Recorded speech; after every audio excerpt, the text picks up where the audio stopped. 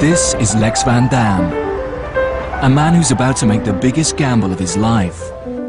He's bet $1 million of his own money that he can turn 8 ordinary men and women into successful city traders. What I want to do is I want to take people who have no previous trading experience and teach them how to trade. I want to give them all the tools that I think are necessary to do this. Then I will give them some of my money and I want to make sure that they make some more money. A top fund manager, he's going to set up the world's first hedge fund, staffed only by complete beginners. With some training, guidance and the promise of each being rewarded with a city-sized bonus at the end, they're all hoping for success. If they make money, it'd be great, no stress. And if they lose money, then there will be stress. From all walks of life, these novice traders have 2 months to show they can make it in the city. I've locked in £100. Whee! Yes. But what none of them realise is just how hard it's going to be. I've seen really mentally strong people become psychologically destroyed by the world of trading. What a nightmare. Because in this game, every decision counts. Ah, it's just open, 7.26. What if it's at £7 in an hour? You're going to sell them there? Yes. Right, well, if you're going to sell them at £7 in an hour, sell them at 7.26 now. Think about what you're saying. It's unbelievable. I don't really know what I'm doing.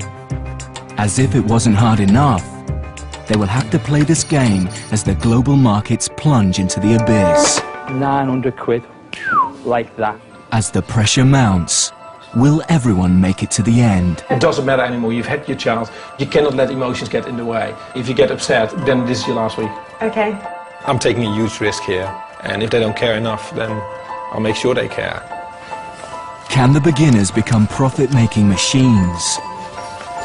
Or will the cost of success be too high for their liking and send this $1 million gamble into freefall? There's a fine line when it comes to being human beings, yeah? And now you see other people in the room responding to that, city or no city.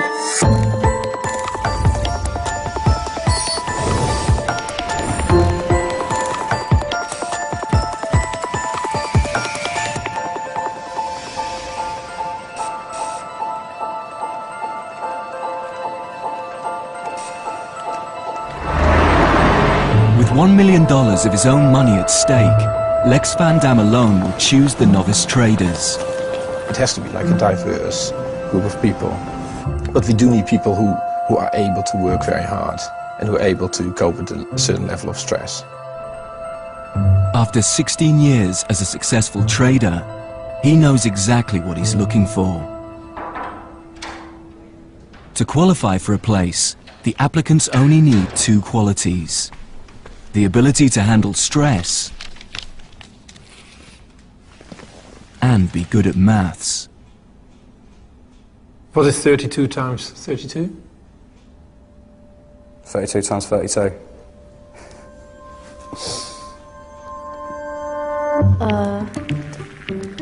904.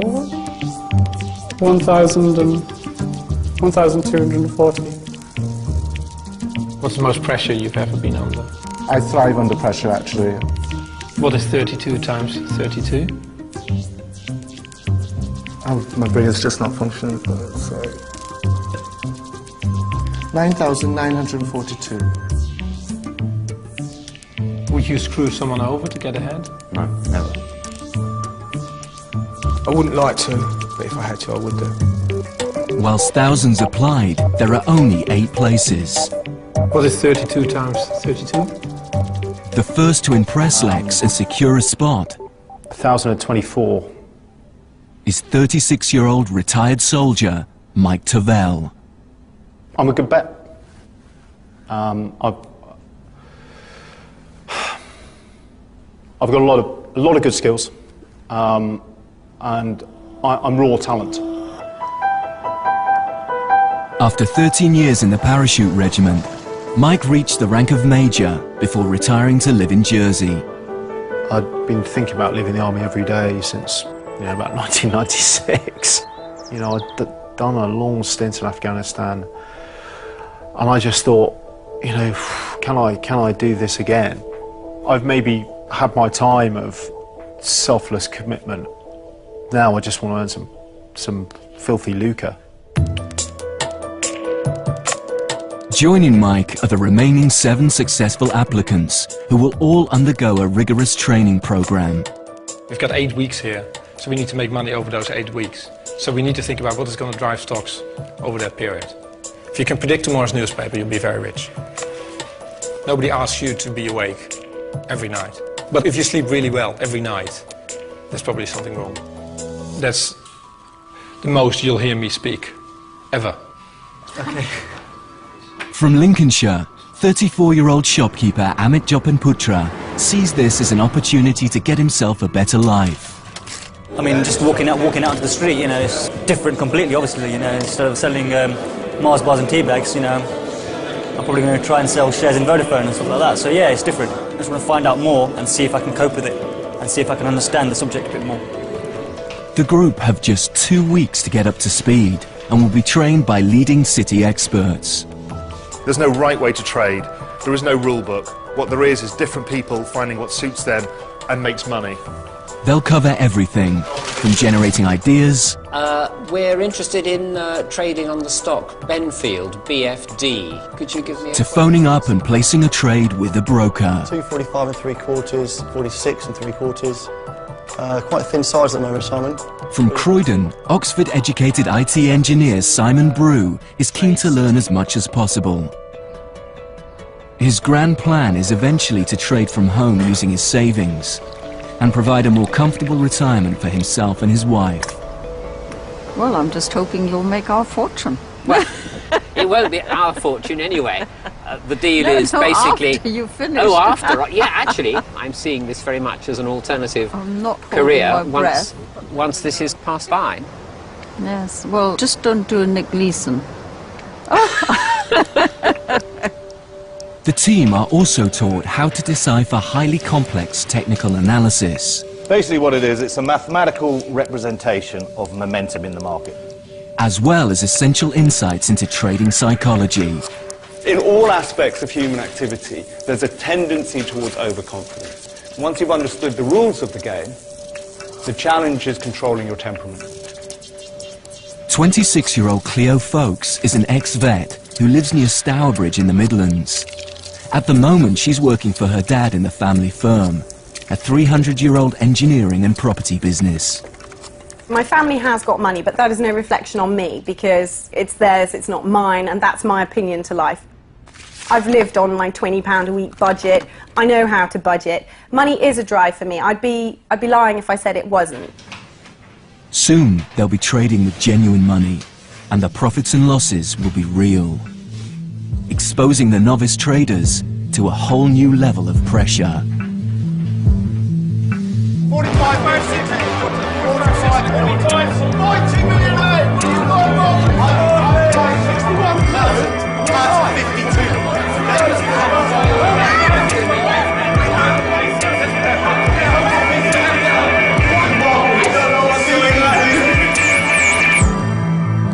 The prospect doesn't scare Emil Coleman, a 30-year-old fight promoter from Toxteth in Liverpool. Because for me, it's about validation. People assume when they look at me, this is me. I'm many different things, and I want to be able to prove that maybe I can be a trader as well. The British Chambers of Commerce says the economy faces a serious risk of recession. Fresh concerns about the health of banks around the world have again undermined share prices. At one point, shares... Today in the stock market, with the FTSE down over 80 points a short... Day 1, Monday morning, 5 a.m. With training over and the credit crisis looming, their lives as traders begin. Entrepreneur and single mum Caroline Taysom is leaving her 4-year-old twin girls in the care of her mother to travel from Winchester to the city. I think the skills that I've gained, you know, self-control, stamina, determination, real desire for business success, are going to work incredibly well within the trading arena. 20-year-old Oki Imukwede from Tottenham is partway through an economics and maths degree. The nature of trading is that money can come and go in such a flowing way that it's almost like a living, breathing thing. It's important that you keep all of the reins in so that you can control it. Highly ambitious, these next 2 months will reveal whether he has what it takes to become a city trader. Finally, environmentalist Dr. Sam Doobie, the unlikeliest of all the traders, is taking part to find out whether it's possible to trade ethically and still make money. A good trader has to have such a good idea of what's happening in the world, has to be so aware of the wars that are going on in Africa, the droughts that are happening in India, the floods in America, yet the only focus is on the financial aspect of it. And that's a real problem. The 8 rookie traders have been given their very own trading floor in the heart of London's Square Mile. Complete with computer terminals plugged directly into the world's stock markets, they have everything they need to start trading. And the world's most scrutinized but least understood institution will be revealed as never before. Their first 2 weeks of trading will be critical. $1 million for me is very significant, and I can't afford to lose it. If I lose it, it's a disaster. If I lose half of it, it's half a disaster, which is still a disaster. If I lost 5%, it's humiliation. If I lose anything, it's terrible. How's everyone feeling? First morning? Early start? Although Lex Van Dam is supplying the money, he's appointed a supervisor to be his eyes and ears. An 8-year veteran of the city, Anton Creel retired from trading 2 years ago at the age of 27, a millionaire. I know the feeling around the table is quite laid back and like quite laissez-faire this morning because it's the first day. But like you've got, I mean, the news and stuff in the morning, you've got to be really military and like really, you know, get into what is going on in the world, you know, and then you can try and make sense of it, right? Okay. But, you know, the hours between 6 and 7:30 are absolutely crucial to your day. Right, market's opening in 1 minute. Let's go make some money.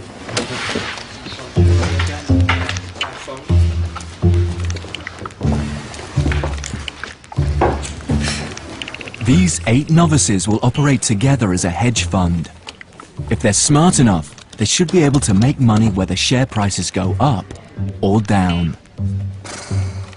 But before anyone can get a bonus, the fund will have to be in profit at the end. So individually, they must invest wisely because all decisions made will affect everyone. Especially Lex Van Dam. Hello. I have Lex on the phone for you. Okay. Busy running his own hedge fund, Lex will phone Anton regularly to be kept up to date. You just make sure that the people trade, right, that they trade their own opinions, right, that you don't tell them what to do. I mean, it's hard to know if these people actually really understand that this is not a game, but this is real money, this is my money. I've worked hard to earn it, and I don't want a bunch of people who don't care to piss it away. Of course. You know, if I'm going to suffer, they will suffer with me. So your role is, you know, you need to make sure that people appreciate the risk. Right. Okay, well, good luck. All right, mate. Cheers. All right, speak soon, yeah? Bye. Take care, bye. There may be a public perception of what a trader actually is, which is loads of money, Ferraris, wild parties, lots of women, drugs, going out all the time, blah, blah, blah. Well, I dare anyone to try this for a month. See how much it affects your life. You seriously do earn your money. The big firms get their pound of flesh, you know? And, you know, these guys, they've got a lot to learn in a very short space of time. It'll be interesting over the next couple of days who actually has the confidence in themselves to take their trade idea and put the trades on. It is a baptism of fire. For the first 2 weeks, the rookie traders have been given £25,000 each to play with. The markets open, and through brokers, they finally get their chance to trade the world's stock markets. I'm being really indecisive. I know, that's what we can't sit on the fence, can we, forever? I say it's performance anxiety, which I need to get over. You know, my brain's not flowing like it should because I'm thinking about it too much. I think the biggest battle is with your own mind, because you're confronted by so much information, and just generating that, in your head and working it through, because you can kind of justify anything to yourself when you speak to someone else, see what you're thinking, but ultimately it's going to be you who, will go and put that trade on, and will kind of be measured on its success or its non-success. 406p, 46p. 63-year-old Simon is the oldest of the novice traders and has spent the last 30 years working as an IT engineer for IBM. I love knowing how things work and why they work, and I've got enough sort of statistical knowledge to be able to cope, I hope, and therefore I'd like to give it a go. Okay, right, I'd like to buy, please, 400 British Gas. He's the first to call the brokers and make a trade. Current price is 12.04 offered. Okay, 12.04. Fine. Buy 400, Bye. 12.04. That is all done for you, sir. Thank you very much. Goodbye. Yay! Well done, Simon. Spend some money. Right.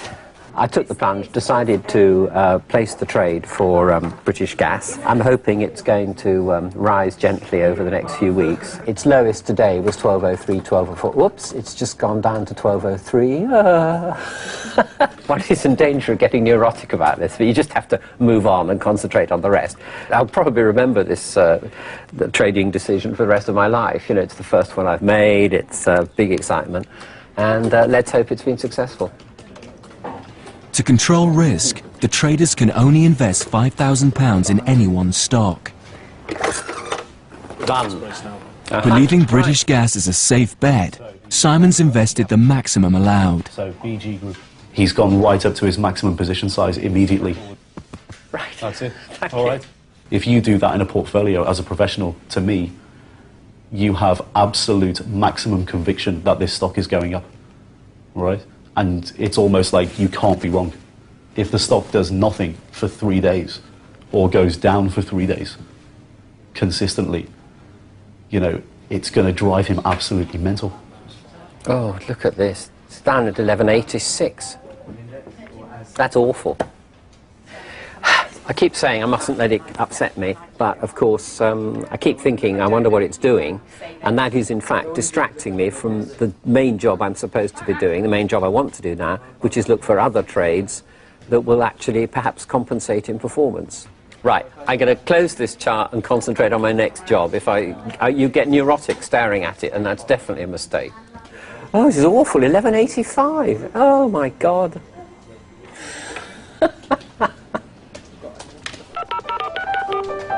I'm looking at Halfords, the code HFD, and then can I get 100 shares of that then, please? 100. 100.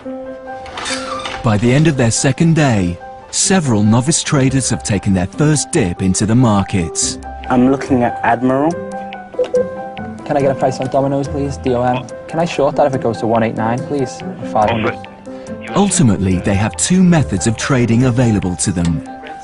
Buying long, simply making money if the share price increases, or selling short, a complex deal that involves borrowing, selling, and then buying back shares. This allows the trader to make a profit when the value of a stock goes down. That's Rupert speaking.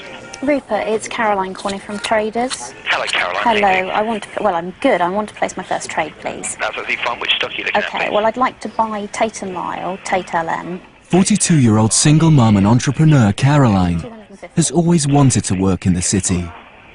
That's all done. Fantastic, thank you. Okay. Bye-bye. Bye. I've done it. Although she's determined to succeed, she finds the idea of selling short or profiting from the losses of others hard to stomach. It seems awful that you can sit here as a trader and wish that the value of the company would go down so that you can make money on it. It's really morally quite bizarre thing to do. Yeah, and somebody who spent a lot of years building up a company to sort of lose the control that you have over that just because maybe another company in your sector is is performing particularly bad and you get pulled down with them. It just seems horrendous. Bollocks. That's a real bugger. Former vet Cleo is less concerned about the ethical issues of trading. Shown during training to be a highly intelligent, structured thinker, it's believed she has the greatest potential in the group. I think it's an environment that I'd be really good in. It's fast-paced, which I thrive in. It's pressure-driven, again, which I thrive in. And I love the way that these huge macroeconomic issues impact on all the stocks and this type of thing and how everything is interrelated. I just find it really, really interesting. It's a global event that gives Cleo her first trade. Let's go straight to our top story this morning. Investors reacting to mounting instability within the Middle East. It obviously has everybody here concerned, both on a personal level as well as a collective business confidence level, as the sabre rattling goes forward. A missile test in Iran causes Middle East instability, and as a result, oil prices begin to rise sharply. It spells bad news for heavy fuel consumers. Jumping into the market, Cleo's quick to short sell British Airways, betting their share price will fall as their profits get hit by rising oil prices. It's a good deal, but her caution is getting the better of her. She's only traded 200 shares, by far the smallest investment of the group. You know, it's more I wanted to just get through it. I know that sounds awful. And I know that's completely the wrong rationale, but I prefer to place one small little trade because it's the first time that I've ever dilly-dallied with anything like this. Oh look, see, it's down. 200. I'm so sorry. I'm going to keep myself under wraps now. It's just the first one. I get really overexcited. Right, sorry, guys. Really sorry. I'm going to control myself now. Oh my God, it's just gone again. How much have you made? 1p?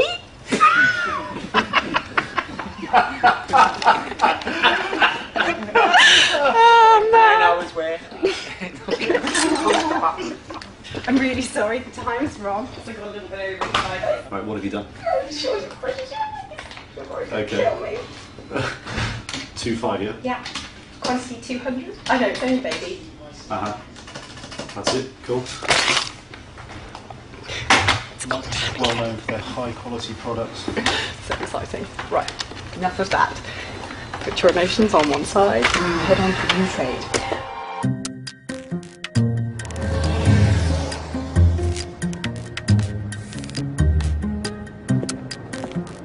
The life of a trader is all-consuming.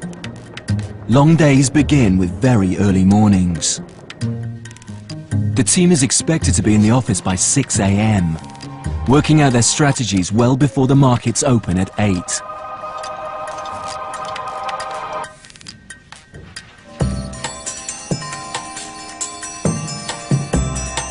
Their screens come alive, falling shares turning red, rising shares blue.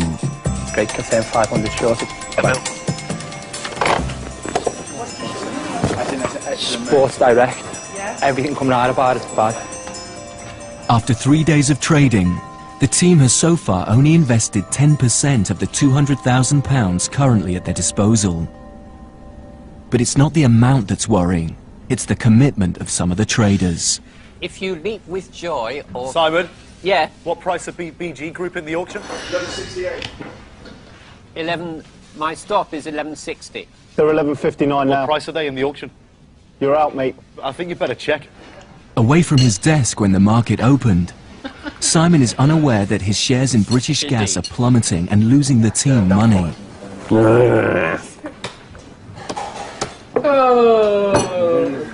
You may recall I placed a trade yesterday on British Gas. You've been closed out. Oh, bother. You have no position yet in British Gas. Right, so what was the closing price, please? Simon's shares have fallen so sharply, they've been sold on automatically. Yeah, can confirm you were closed out at 11.58. 11.58. Right, okay. Known as a stop loss, this is an order with the broker to close a trade if it loses too much money. Gloom and despondency. Overnight, Simon's trade has cost the team £250. Just forget about it. No, I'm not stressed. I just want to explain why I did what I did, to see whether I could and should have done anything differently. We'll have a proper chat about it later. Later. But, yeah, mid-morning. For now, absolutely. Don't worry about what's happened this morning. No, I haven't. No, honest, trust me. As it stands now, you've got no positions. That's right. You need so to generate some ideas. The slate is clean, so start again. Yes, absolutely. No, I'm taking generation. it very much in that vein. Cool. All right, mate. A little bit concerned about his behaviour. Very lackadaisical, and right. You know, I had to shout over to him. To be honest with you, I'm just a little bit pissed off. And I just don't, you know, you cannot behave like that on a trading desk. You know, it just shows a really bad attitude towards investing somebody else's money in the market. If you behave like that in the real world of trading, like, your career is going to be very short-lived. There are, however, some within the group who are showing real promise. Both fight promoter Emil and Sam the environmentalist have made money. You know what, I feel a bit ill when I place one of these things. I really don't like it. The jitters? Yeah. It's unbelievable. It's a I rush. really don't like It's it. I don't find it a pleasant rush though. I find it really uncomfortable feeling. Oh, do you? Yeah. No, I kind of like that adrenaline thing. It makes me feel exactly like I felt when I was a kid lying. I think it's just because I'm making a decision based on a best guess. And I'm not used to guessing, I'm used to being sure about it. Don't you think this shows the fallacy of it, that the fact of that, like, you know, in reality, no matter how many charts we look at, no matter how everything else, we go on how we feel. That's exactly. It's like any gambling. It's why I'm not a gambling person. Yeah, I don't gamble. There's only one person left in the group who is yet to make a trade. Having just left the army, Mike now wants to be a professional trader. Half the game here is timing. You can have the world's best trade if you like, but if your timing is wrong, you don't make a profit, or worse, you make a loss. Beginning to think that I should maybe just grow a pair and get on in there, and then just work it as it goes. But it's just get you know, it's just like parachuting. It's taking that first step that's difficult, and then actually after that you're fine. Well, until you've got to pull the red handle, maybe. I don't want to have to be pulling any red handles around here, that's the thing. You've got to take risk to make money. Of course you can lose, but if you're not invested, you cannot make money. It might as well just be in the bank earning 5%. It's concerning, because you cannot succeed in this business behaving like that. You'll never make money. What can you do? The last thing the economy needs right now is for the standard mortgage spigot to be turned off. In terms of these two companies, they own or guarantee about half the $1 trillion of U.S. mortgages. Take a look at Freddie Mac. It is off by more than 1/3, losing 1/3 of its value this morning. The government is going to be absolutely bound and determined to do whatever it takes to keep the money flowing to home mortgages. Only a week into trading, and the novice traders are dealt a heavy blow. US mortgage giants Fannie Mae and Freddie Mac hit the rocks, and the world's markets reel in shock. The trading screens turn red, showing a massive fall in shares across the globe as £35 billion of investment vanishes in a matter of minutes. Like, look at the dollar versus the euro and the pound now, right? The dollar is likely, if this continues, to get smoked. In the end, the taxpayer has to plug that gap, right? Yeah. The US government has come out and said that if Fannie Mae and Freddie Mac go to zero, then they'll guarantee the debt. The market's taking it negatively because the government's basically admitted that there's a possibility that they could go to zero, right? And if they bail them out, we're talking hundreds of billions of dollars, right? And who ends up paying for it? The US consumer. I mean, to anyone who's been in the industry a long time, this is like proper scary stuff, you know? And the entire basis of the US economy changes if this happens. I mean, the US is over for a generation if this happens, potentially. This is why the markets are so volatile. This is why the world is in a complete mess at the moment and no one knows what to do, because there is no light at the end of the tunnel. 319.75, yeah? 375, okay. And that's 1,000 shares that you've bought. That's it, mate, yeah. Great, thanks a lot, Lee. All right, mate. The global credit crisis has spread to British shores, and Sam, the ethical trader in the group, Good lord, that was a rapid rise. spots a chance to make money. The mortgage lender Alliance in Leicester has now found a buyer, allowing the company to shore up its finances after losing 2/3 of its value over the past year. Now, Spain's biggest bank, Banking giant Santander has announced a takeover of Alliance in Leicester. Quick to react, he buys 1,000 shares. They rocket and make the team an instant £200. Out of Alliance in Leicester. You got out to 32.5? Yeah. Good, man. 328. See. Hello. He's just sold them. Superstar, mate. 332.5. Yesterday, I read a news story on Alliance in Leicester, so I bought some shares in them. That made the share price go up, and I sold them and made some money from reading a news story. I didn't do anything. That's the nature of the game, really. You're not doing anything at all, really.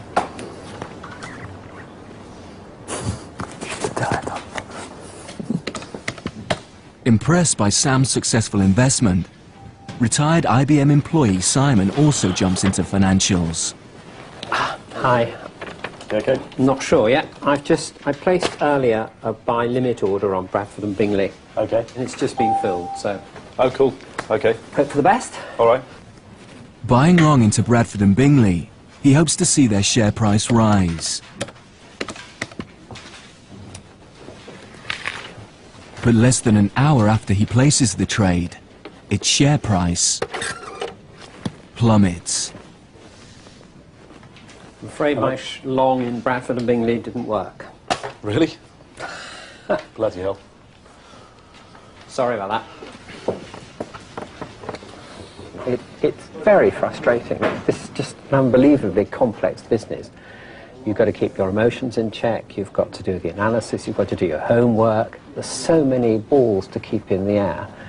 And maybe different personalities are better at coping with short-term decisions, and maybe I'm better to concentrate on a few long-term decisions, long-term trades, rather than leap in on the basis of follow me, as it were, which is really what I did with Bradford and Bingley.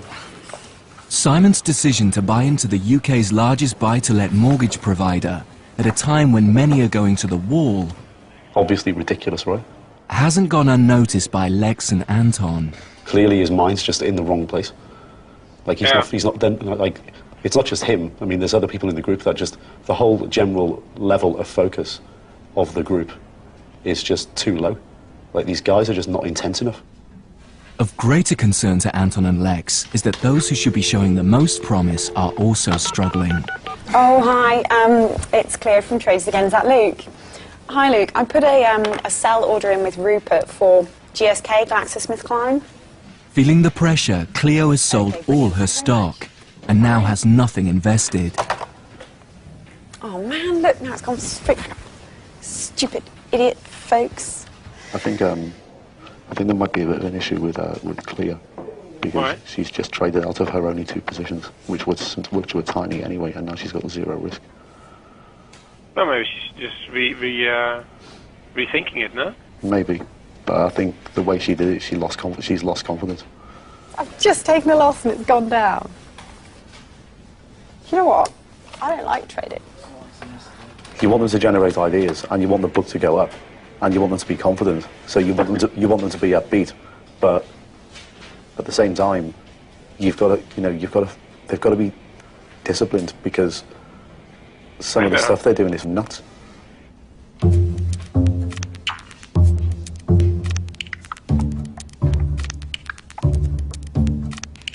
So far, the team have only invested £40,000 out of a possible £200,000. They've been trading in the worst market conditions seen in years. And although they've had some successes, overall, they've yet to make a penny. It's definitely been noted over the last couple of days that a lot of crucial things in the market that's been coming out has been missed by people. Things like being on the desk when the market opens, popping off for 30-minute lunches, Like, it's just absolutely not acceptable. Yeah. I had, in 8 years, 2 lunches outside the office, okay? As a team, to make money, you really need to be here. Because if you're not, you don't stand a chance. We're in the worst trading conditions that we've been in for a generation. But if you want to give yourselves the best chance of making serious cash and beating the professionals, you're just going to have to step it up, like, massively. And take it to the next level. I mean, nobody ever said this was easy, but God, it is a lot more difficult than certainly I ever expected. It's extremely difficult. I think it's just going to be quite a steep learning curve for us. Of course it is. I know that. No one is doubting that whatsoever. Days. All right. Thank you. Are you okay with all that, yeah? It's difficult, isn't it? It's fucking impossible. Yeah, it's difficult. We know that. I don't think I can try any harder, that's all. No, but you can. No, I can't. Anyway, let's leave it. Simon, you definitely... Look. No, let me place my oil tray. I'd rather do that right now. Okay. Let's talk about it later, yeah?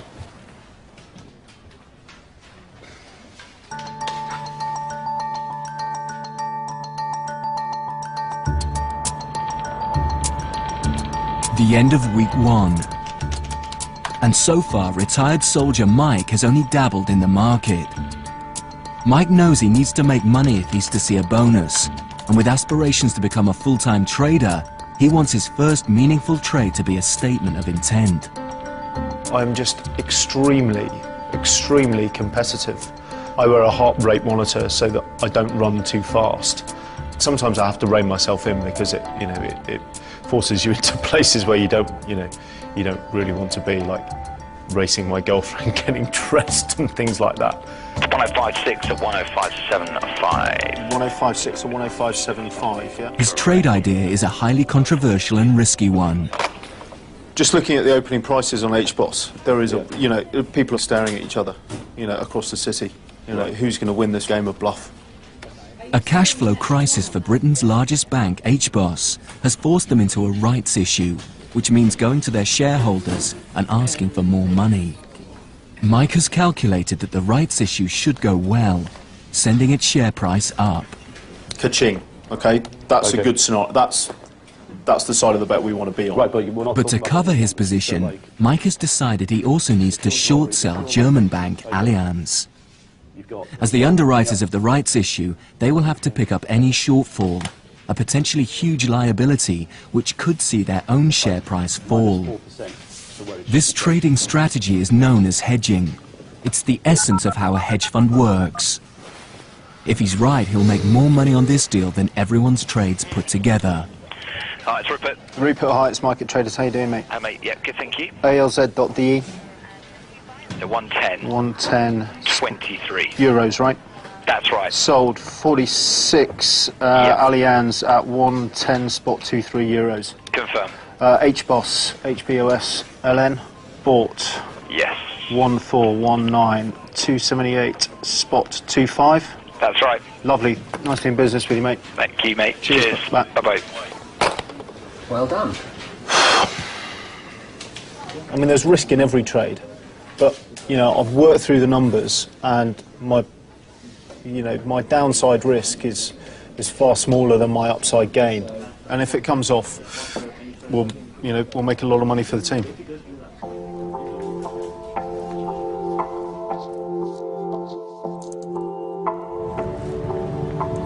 The second week of trading, and as world markets become more unstable, the pressure to make money intensifies. The government has come close to admitting that the fiscal rules it set itself for managing the economy can no longer be met. The Bank of England has kept interest rates unchanged at 5% as it struggles to respond to officials were insisting no decision had been taken on rewriting debt levels were careful not to dismiss the idea. Everybody's thinking of the credit crisis at the moment. And they're all, basing all the ideas on that credit crisis. Yeah. But it's total risk. It feels like we only look at one trade, which is everybody's obsessed by this thing. Then the other thing is like, You have to tell people if they keep trading in such small size, you'll never make any money. And in such small size, you'll never make any money. Okay. And they're not going to get more money, and they're not going to get paid at the end of the period because they haven't made any money. So they need to trade a little bit larger. So basically, like we're going to. First week boring was fine. Second week boring is not so good anymore. For this hedge fund to be successful and make money, everyone must invest their cash. Failure to do so could result in their removal from the team. Please rally. At the beginning, Cleo was highlighted as someone with great trading potential. But after starting with immense self-belief, her confidence is collapsing.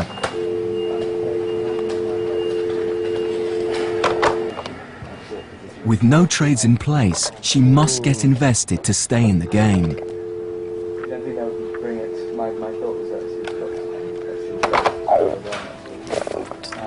I hate this. I think I actually hate this. No, but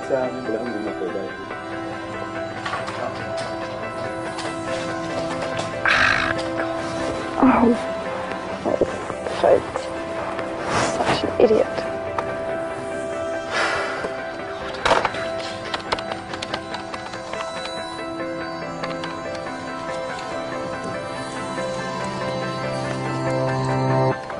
Why didn't I just bloody buy it?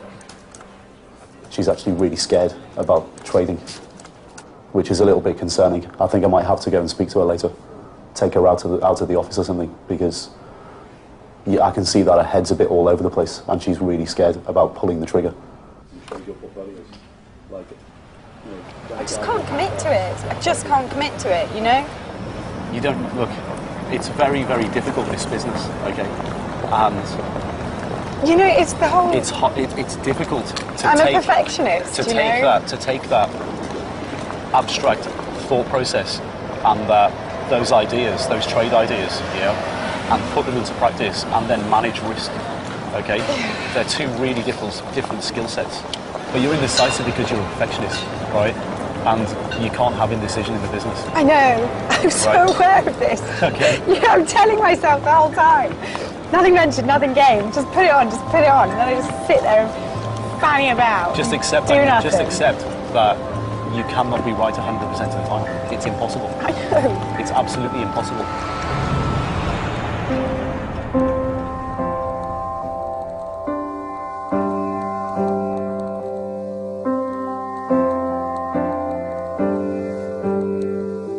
I'm frustrated. I'm frustrated at my lack of knowledge.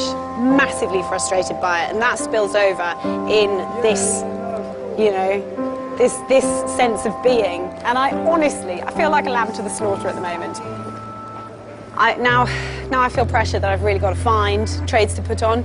And, you know, whilst it's good to have a bit of pressure, in this uncertain market, I don't feel that that's necessarily the best thing, because the last thing I want to do is put on trades just so I've got positions. But I'm almost feeling like I'm being pressured now to put on trades purely for that reason, just so I've got positions, just so my capital's invested. But when the market is this volatile, I don't think, you know, I think unless you can really, really read it, then you're a bit of a fool, really. Oh, God, look where it's gone. No wonder it's... For his third trade, Simon believed he was playing safe, investing £3,000 in insurance company Royal Sun Alliance. I've got an open position on RSA, which I'm getting a bit nervous about. It's had a terrible day. It's unfortunately, majority of them have today. I was thinking of lightening my position by buying, say, 800. That will be 1/3 of them, roughly, and then lowering my stop to stay in the market for the rest. You could do that. See why not? Right. Let's make a decision. Could I buy 800? Buy 800.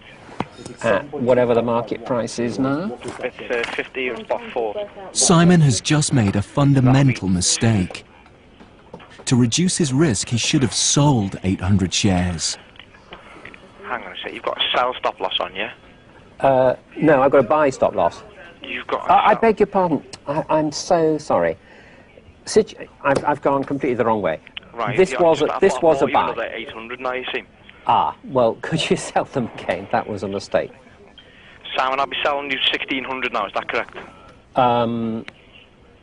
Correct. That's price to sell max 15, spot 1, so you're making a loss on that. Oh, shit, just my luck. So let's just say this again very slowly.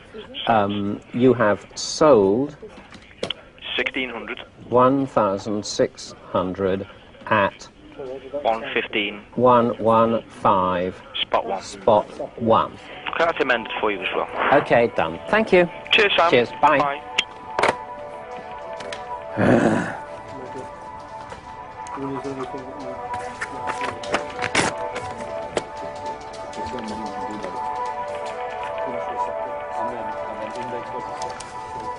In the space of a 2-minute phone call, Simon has cost the team £200.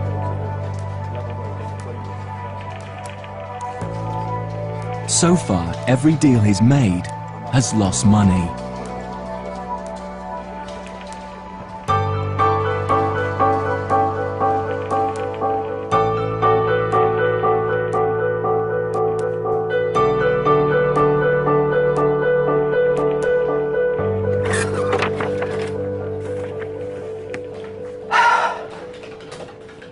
I made a small mistake.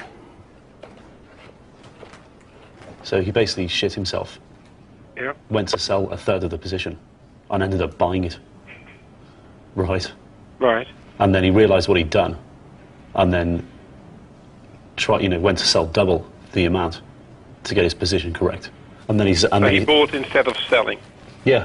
If you say buy when you want to say sell, it just means that you've got shit for brains.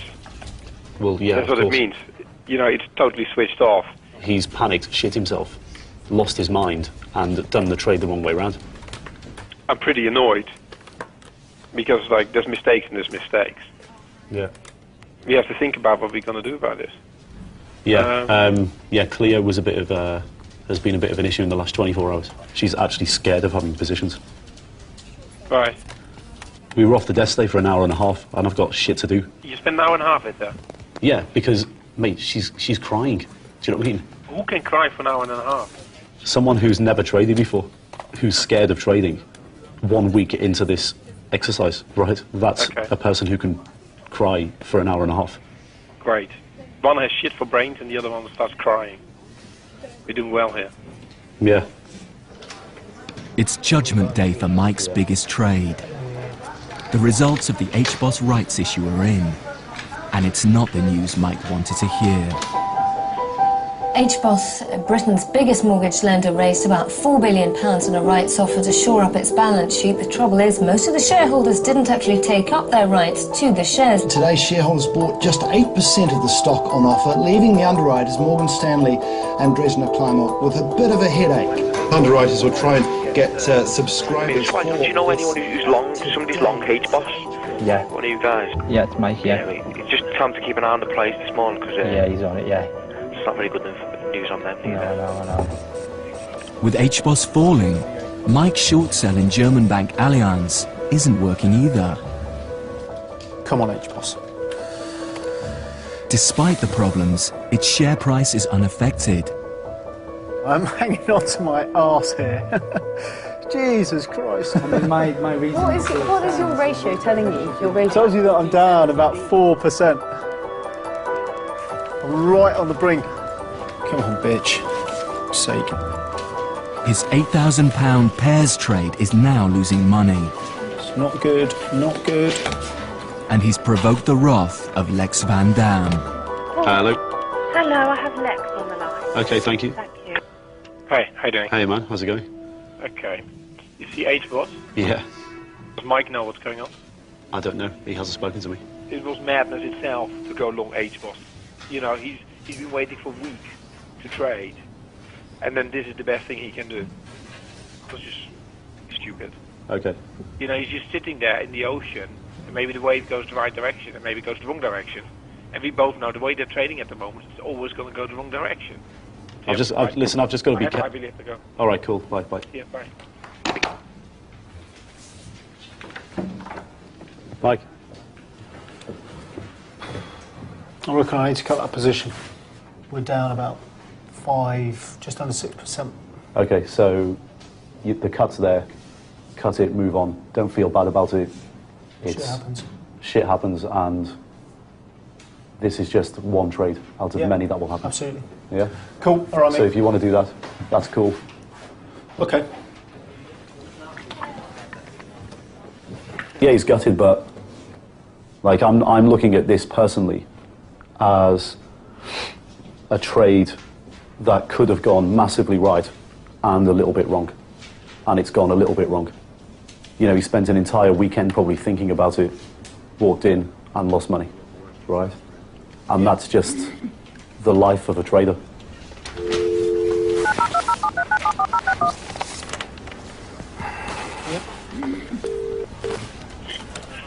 Good afternoon, Mint. Hello, Luke, it's Mike. Hi, Mike. Hedge boss. Sell 1419 at... put it in for 267, spot 25 if you can do it. Hey, that's done for you then, H-Boss. Okay, ALV.de. I'm a buyer of 46. Done for you, mate. 500. Fuck. Yes. Great. Done. Thank you. Cheers. Mike's trade has cost the team £500. That's quite a loss to take on board. And the bitch is trying to go back in and find another one.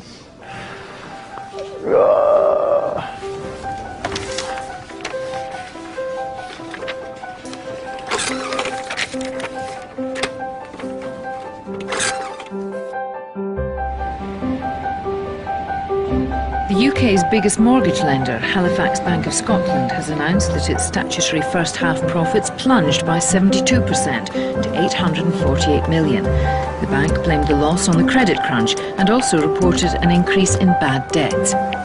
As the traders reach the end of their second week of trading, they're faced with their biggest test so far. We are awaiting numbers, earnings reports from Citigroup. They are due out any second from now. We'll bring you those numbers as soon as they cross. We are Citigroup, the world's largest bank, is about to announce an earnings report.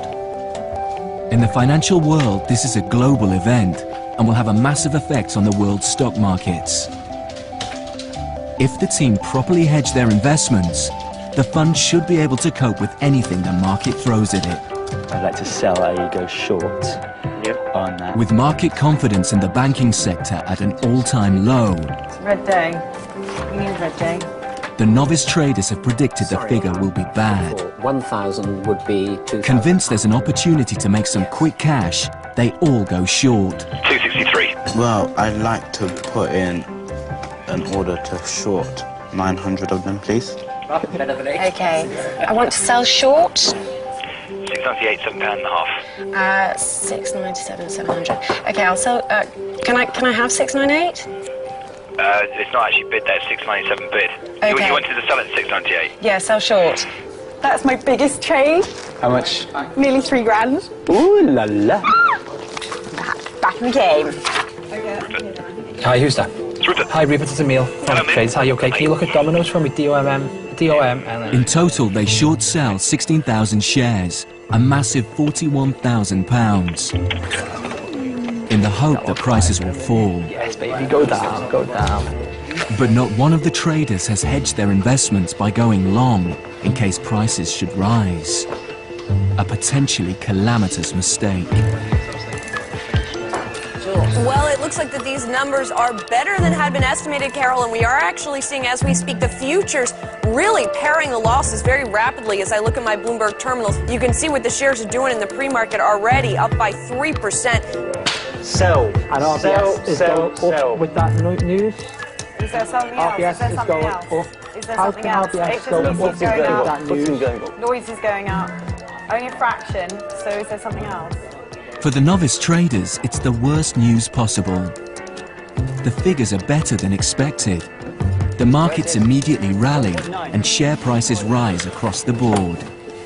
This morning's short-selling frenzy has left the team massively exposed, and they're losing money fast. 6%, mate, yeah. 6% a day, I short him at 290, 292. Just making sure that you're aware, mate, of what's going on, because obviously you bid you short and you don't get carried out. Yeah, 304. From a position of profit, the group are now facing a heavy loss. It's like Monopoly today, it's great. Everyone's just gone for it. It's quite a nice atmosphere actually in the office, even though we're all hemorrhaging money. It's absolutely typical. I think a lot of people got into banks because there was a hubbub about banks yesterday, and everyone has got absolutely trounced on it. If it was one person getting absolutely trounced, I think it would be quite difficult. But because everyone's in the same position, yeah, it's fine. I think the mood is pretty good considering. They've been trading for a fortnight, and so far they've only lost Lex's money. Hello. Good afternoon. I have Lex on the phone asking for you. Okay, yeah, put him through, thank you. Hello. So what's the P&L? Not gonna like. You're not gonna like. I'm not gonna like, okay. Down 2.5 grand. You're joking? No. Are you serious? Serious. Wow. That's a lot. You know, I am actually starting to get a little bit upset. I'm not the type of guy to, you know, humiliate people in front of a group or give people shit for no reason, you know.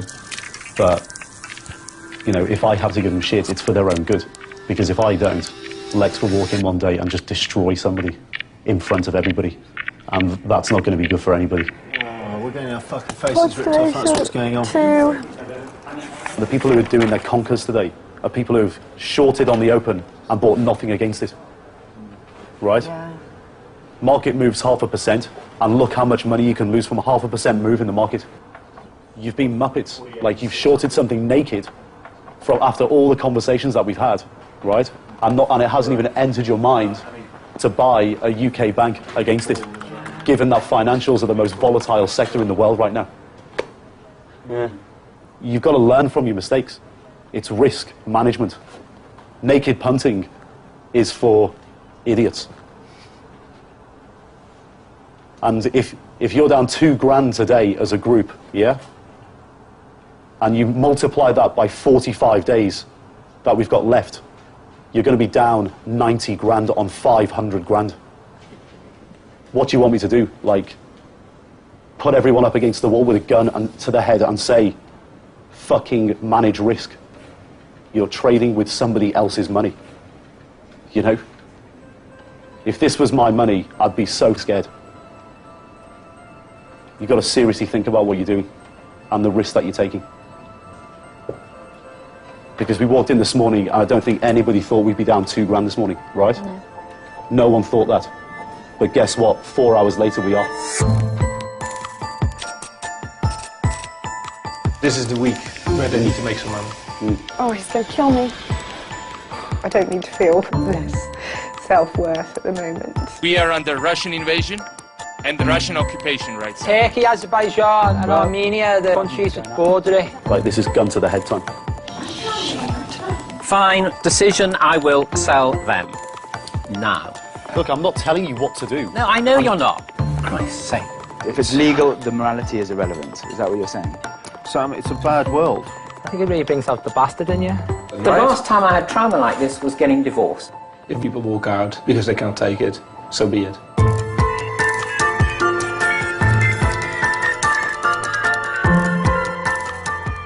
Continuing the city theme over on BBC 4, Jerry Robinson meets Britain's first ever venture capitalist.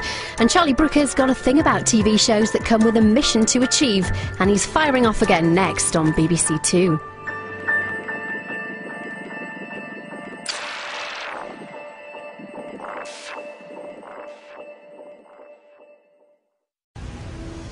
First trade of the day, please. BP. I'd like to buy 200. 556 at 105.75. 780 sold at 781 Tula Oil, yeah? That's it, I'd like to sell 80 shares, please. It's on. Oh, I've just been whacked in one of my shorts.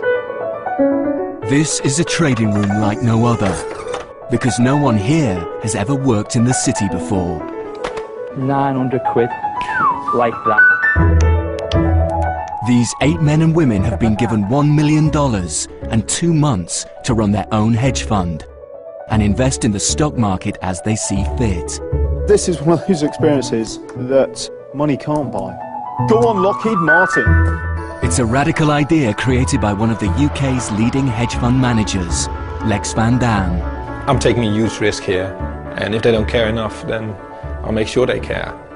If the novices play the game well, they could each walk away with a hefty bonus. If they fail, they'll leave with nothing. What a nightmare. What a nightmare. Can they become successful city traders?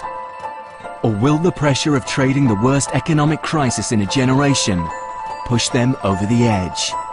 I mean, do you feel like you just had enough? The last time I had trauma like this was getting divorced. Think about what you're saying. It's unbelievable. It's the reconfirmation that it might be something I can't do.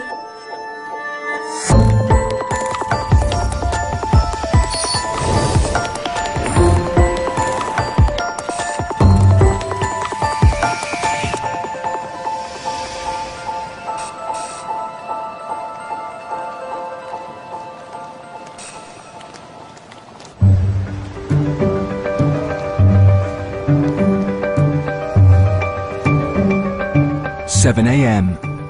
Morning meeting. The novices are now 3 weeks into their 2 months of trading, and they're struggling to cope with a problem none of them could have foreseen: the developing credit crisis. A hell of a lot's happened overnight. Don't just let's plough through every trivial commodity move unless it really matters. It's causing havoc on the world's stock markets. VIX up 10%. It was 10%, which is a huge rise. Asia fell, so stagflation continues. Well, these are cataclysmic swings, which explains, of course, why it's so difficult for us to get this trading business right. As a result, the novices have only managed to invest a paltry £40,000 of the £200,000 that investor Lex has so far released to them. If the mortgages have been deferred, credit cards, what's next? Store cards? Good thinking. What other forms of credit are going to be affected as you go up the hierarchy? Very good thinking. And after an ill-advised decision to invest in the banking sector, last week they lost £5,000. Let's go make some money. Let's not lose some money. One trader who lost a lot of cash was Simon, a recently retired IT engineer. Several of us had positions in banks based on expectation, perhaps not much more sophisticated than because banks have gone up a hell of a lot recently, it's time they went down. If it had paid off, if it had gone in the right direction, then we would all have been laughing, but it happened to go in the wrong direction. As long as we learn a lesson from it, some of us have lost a considerable amount of money, but, you have a good day, you can make it back. I've got confidence. We'll be fine. We'll be fine. Caroline, a single mother of 4-year-old twins, has emerged as an early front-runner. Her calm trading instincts meant she kept well away from trouble. And thankfully I wasn't in banks, having watched the volatility of them in this marketplace. I thought with a lot of the rest of the team in banking that I would stay away from it and stay with just keeping an eye on the portfolio that I'm building for myself, which at the moment doesn't include any financial stocks. Last week, the novices were given £25,000 each to play with, but they've already lost 10% of their invested capital. If it continues, the investor Lex Van Dam faces losses of well over £50,000. A prospect that prompts a rare visit. Morning. In this environment, Lex won't tolerate failure. As the boss, he ultimately has the power to reprimand or even sack any of his traders.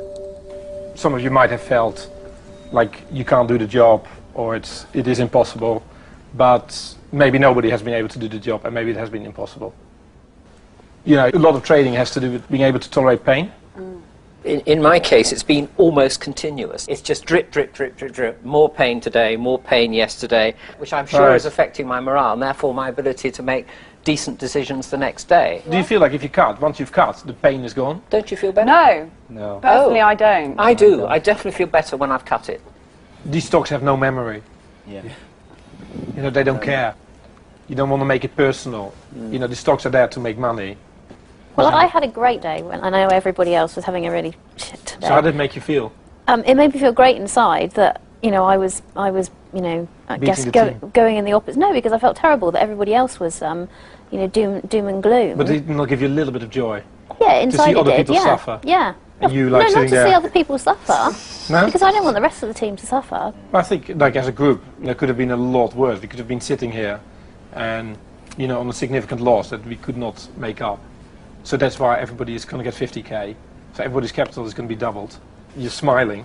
I don't mind only having 25 grand. I can stay with my 25. Yeah, but it's not your decision. Okay, fine. Yeah, it's not your decision. What it will allow you to do is to make up for your losses quite quickly. And if I have belief in you guys, maybe you should have belief in yourself as well. So let's go make some money. Indeed. Yeah. Thank you. Lex is busy running his own hedge fund, so he's handed the day-to-day management of the team to 29-year-old ex-City trader, Anton Creel. It's clearly extremely difficult to make money in this environment. You've got huge blue chip companies in the FTSE moving 10, 20% almost every day, and that's unprecedented. But it's kind of like no excuse, you know, we want to make money. It's just more difficult to make money. 8 a.m. Up, and we're open. and markets have opened. I'm looking at Admiral. Can I get a price on Domino's again, please? DOM. A hedge fund is an investment body designed to make money whether the markets go up or down. 190 shares. And with the credit crisis sending markets in every direction, the capability of this particular hedge fund will be tested to the limit. So with £50,000 each to play with, they will all need to generate lots of solid investment ideas. IT engineer Simon is using his gut instinct. Okay, 1,000 you buy at 617. Buy That's done for you, 1,000 Simon. Cadbury's 617. Thank you very much. Thank you, sir. Bye-bye. I've got good charts on Cadbury's. This looks good, you know, I feel... And hell, it's a comfort stock, isn't it? Yeah. You know, if you thought the whole world was going to end in half an hour, what would you do? You'd reach for a Mars bar or a bar of chocolate, you know? Absolutely. I think I would. Not that I hope it isn't. Just in case, I think I'd better get some in stock.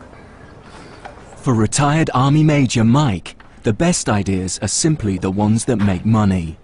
I suppose it's become the intellectual thrill of the game, to be honest. I just like the way you're judged, actually. You know, it's not about personality so much, it's about your profit and loss. You know, you're either up or you're down. You're either making or you're losing, and that's quite a thrill. Mike's chosen to build his portfolio around arms manufacturers. Okay, you buy 1,767 at 453. Done. Cheers. Bye. But his enthusiasm for military investments isn't shared by Sam, a committed environmentalist who only wants to trade in ethical stocks. My experience here, I originally thought that it would soften my views on the city and the people that worked in it. It's actually done exactly the opposite. It really troubles me, personally, that money can be made from things which some people deem to be unethical.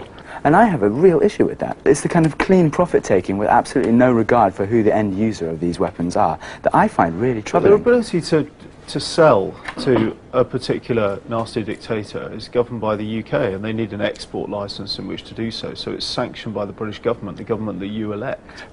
Law and morality are two separate things. If it's legal, the morality is irrelevant. Is that what you're saying? Sam, it's a bad world. We know it's a bad world. But So why should we let profit, you know, just hold our hands up and say, actually, that's, you know, that's a questionable dictator? You know, because one man's terrorist is another man's freedom fighter, and it all depends on your point of view. It's like saying, if I'm not going to do it, someone else will, so I might as well do it. What the context that we're living in is one in which, as you yourself say, global warming, it's a massive issue. Guys, would it be possible to defer this debate? It's just not quite the right time. Of course. Thank you. Sorry, Simon. No, it's all right, fine. Unfortunately, I find that kind of debate much more interesting than watching tickets. Me too. It's extremely interesting. Yeah. And you know, I'm playing devil's advocate. I know, absolutely. People buy weapons. It's countries buy weapons. As long as you're acting within the law, I don't see any difficulty in investing with them. you know, it's hard facts of life. You know, if I don't, somebody else will.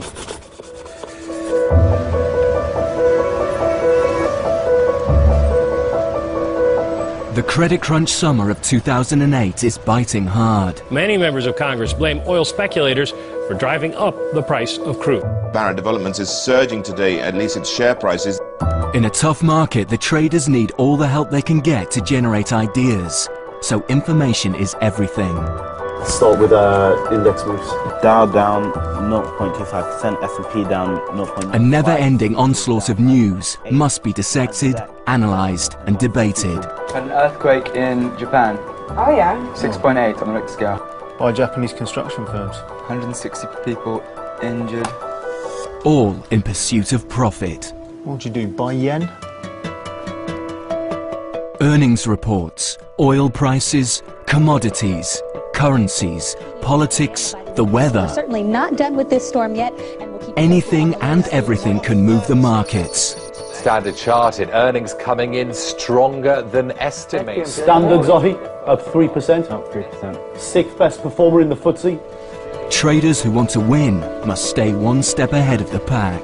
Like, this is just the shit that you have to know and be on top of, right? 20-year-old Ohi is a straight-A economics student from Tottenham. What it takes to be successful at this isn't a roll of the dice, a play of a lottery and oops, I'm twice as rich. No, it's not like that at all. You constantly research, you constantly work hard, you constantly work out all of the things that can possibly go wrong, hedge against it, and then you still have to hope for the best. £80. Him on Carl's stuff. Yeah. Standard Chartered, thank you. 400 at 693. Ohi has bought shares in Standard Chartered Group, a bank with exposure in Asia. His research suggested that the Far East had so far escaped the banking turmoil. But just minutes away from his desk, and the credit crisis has spread east. It was all good, yeah? They were up, and then I went away to get some cake. and two flipping banks downgraded them in the 15 minutes that it took me to go and come back. And then they shed 80 points. And I'm hoping for a rally. I'm not getting out because I'm stuck. Cake didn't let me down. The flipping Hong Kong let me down. India let me down. Gordon Brown let me down. I'm in the game, and it's made me a lot more self-aware. It's made me a lot stronger. It's made me look at myself in an objective way, which I haven't been able to do before. Hello there, this is Ohi from Traders. Hello. I am looking at Standard Chartered. With the stock falling fast, many novice traders might be tempted to panic and sell. I'm crossing at 15.41 at the moment. Are you serious? Well, that's where it says I mean, it's pre-market auction. Yeah, okay, I've just lost my shirt, excuse me, I'm not going on holiday this year. Okay, I can't sell it at that price. That's Instead, Ohi keeps his cool and does what a good trader should. He concentrates on his other ideas and building up his portfolio. I'm looking at Shell next. I'd like to buy 225 shares of them at market, please. Nike. Fight promoter Emil from Toxteth in Liverpool has few qualifications. In the real world, he would have little chance of securing a job as a trader. I think on a personal level, it's about ability, it's about validation, it's about being able to do things when people say you can't do them or you shouldn't do them. Lex asked me, what did I want? And I said I didn't want the Porsche, I wanted the ability to buy the Porsche. But he's a quick learner, and like Ohi, he's seen the benefits of building a strong personal portfolio. Take it. Bye-bye. So I've now bought some, got like a new strategy now. I'm just buying everything that I like. So, whether I've got BlackBerry, Apple, Nike, Adidas, it's really like, you know, like a litany of my own brand life. And like the things I don't like, I short them. It's quite a good plan actually. It's not working that bad. I need to make some sort of clean cut profit rather than just, you know. Are you going to buy it? I think worth a little tester in it. 30-year-old Amit has the will to succeed, but the question is whether he has the right ideas. His motivation is a new career away from his life in Lincolnshire. At the moment I'm shopkeeper. Something that my father did, so it was natural for me to follow, I suppose, even though since a young age I said I'll never do the one thing that my dad did. But you just find yourself falling into it, you know. If you do your work, and it's logical, and it's independent, go for it. Okay. My main motivation for doing something like this in the city is, number one, to make money. I've seen my parents work really hard, you know, over the past 25 odd years. So I want to make enough for them to see, you've got a pot of money there now, just chill out and relax. With mortgage companies struggling, Amit's investment idea is to find the next victim of the credit crisis.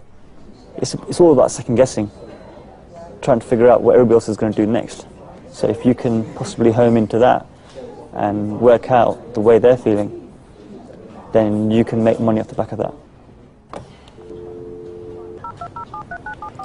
Wolseley Group, a supplier of construction products and materials, catches his eye. Good afternoon, it's Amit here. Wolseley, please, WOS.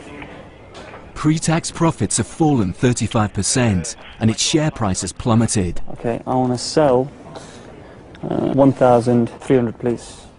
He jumps into the market and decides to sell short, hoping for a further fall.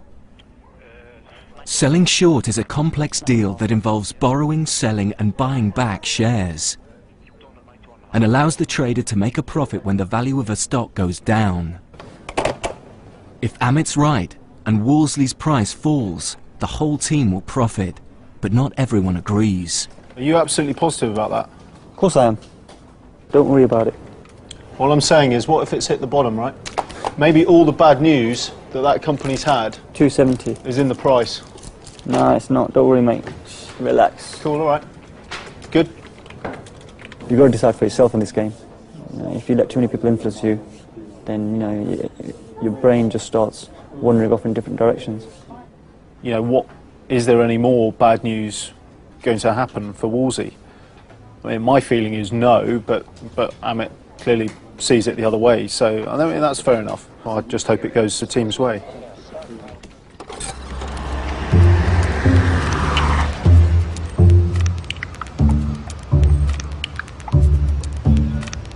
By the end of week 3, the group has finally managed to invest over £200,000. Simon's 46k in. 46,000! Whee!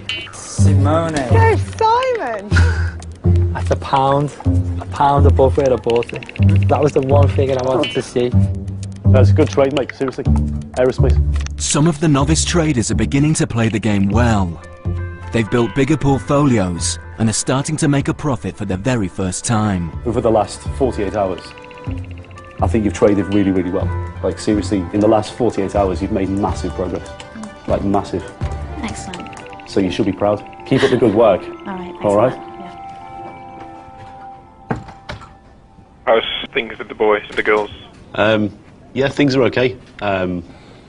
This week they've really come on. Who's doing well and who's doing badly? Who's doing well? Ohi, Mike and Caroline. How's Emil? He still needs a little bit of guidance, but he's showing, you know, real promise.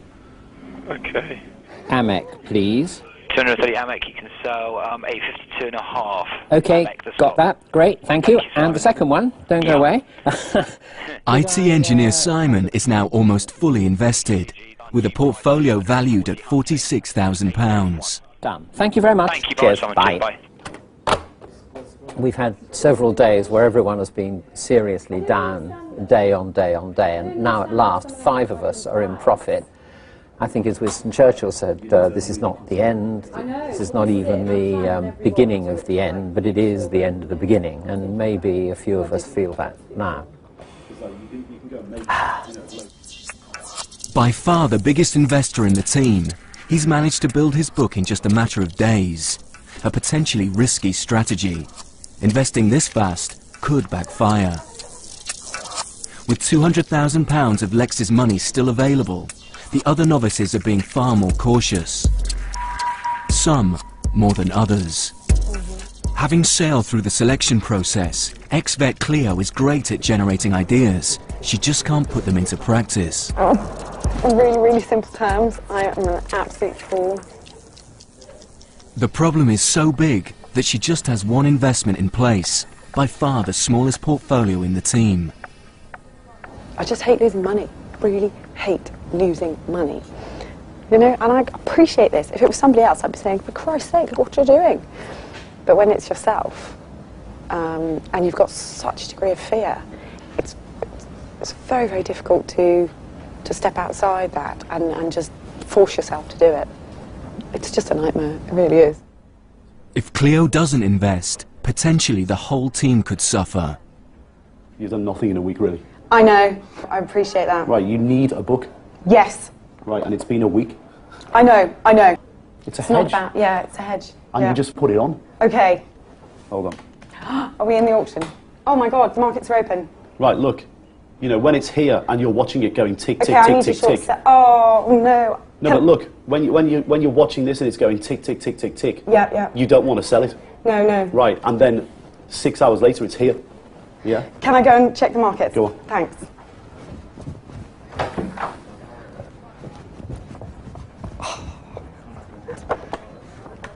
Cleo's one position is a long investment in mining company Vedanta, and she'll only make money if its price goes up. So to guard against a fall in the market, she must hedge her portfolio by shorting another stock, hoping it will go down in value. This one I might short. Oh, hi, it's Cleo. Xstrata XTA. Choosing mining company Xstrata, she shorts 100 shares. But almost immediately, Wow. they go up. It's not working. My money is going up the wall. So I don't get it. Xstrata is now outperforming her stake in Vedanta, and she's losing money. I need to get out. I need to get out. I'm a little bit worried this baby's going to fly now. It's 3474, look. Xstrata XTA. Yep. Okay, I've sold short that and it's just come up really huge. Can you tell me what the volume spread's like? 34.73.80. Oh, man. 35.80, so whatever the shows. Up 55 at the moment. Oh, shit, it's just coming up, isn't it? Yeah. Oh, shit. Okay, But a hedge such as this performs better over time. Okay, bye. Oh, God. Go deep. Be XTA. confident. Okay, buy. Buy 100. Buy 100. But no, buy. Oh yeah, buy 100. Buy 100. Next Okay, year. they're off at 81. Okay, I'll take them at 81. You bought 100 at 34.81. Extract the stock, and it's clear. Okay, Cheers. bye. Oh, he's going to kill me. And it's falling now. I'm just massively stressed now. What have you done? So I did hedge. What? My hedge went in the wrong direction completely. Yeah. Right. And in the space of like 20 minutes, I crystallised £100 loss. What, so you sold your hedge? Yeah. I know. The point is like, the longer you keep it on over time, the higher the correlation. Okay, I'm possibly aware of that now. You can't hedge for 10 minutes. So that strategy doesn't work. No, absolutely. So how many times do you need want see to it be again? punched in the face? I don't want to be punched in the face again. Right. So Yeah. never, ever, that ever, again. ever do it again. In this position, I'm aware that I need to have pairs and not this. Is it best to just cut those positions and start You again? have to decide. Okay. Yeah. All right, well, listen, you be good girl for Nanny and Grandad then. Bye. Bye-bye, darling. See you later. Caroline's more considered approach suggests she's developing as a trader. I don't think it's wise necessarily to just think, oh, terrible position, let's bail out now. I think sometimes you just have to sit tight and see whether the position recovers itself, and not necessarily just be in it for a couple of hours, be in it for, it could be a couple of days. Obviously, Cleo, she's got no positions at the moment at all. And days are turning into weeks now, where she can't get over it. There is going to be a point where I can't tolerate this anymore, because she's pretty much not invested, so she's actually not really trading. she's distracting people, she's crying. She probably by now has a negative influence on the group. But I think I'm out of patience by now. It's just demoralising. I'm just looking at the fact that I'm down £804. 804. Look at that. It's so frustrating because there's no book I can read. It's the reconfirmation that it might be something I can't do. And, you know, I don't need to feel less self-worth at the moment. It's just a nightmare.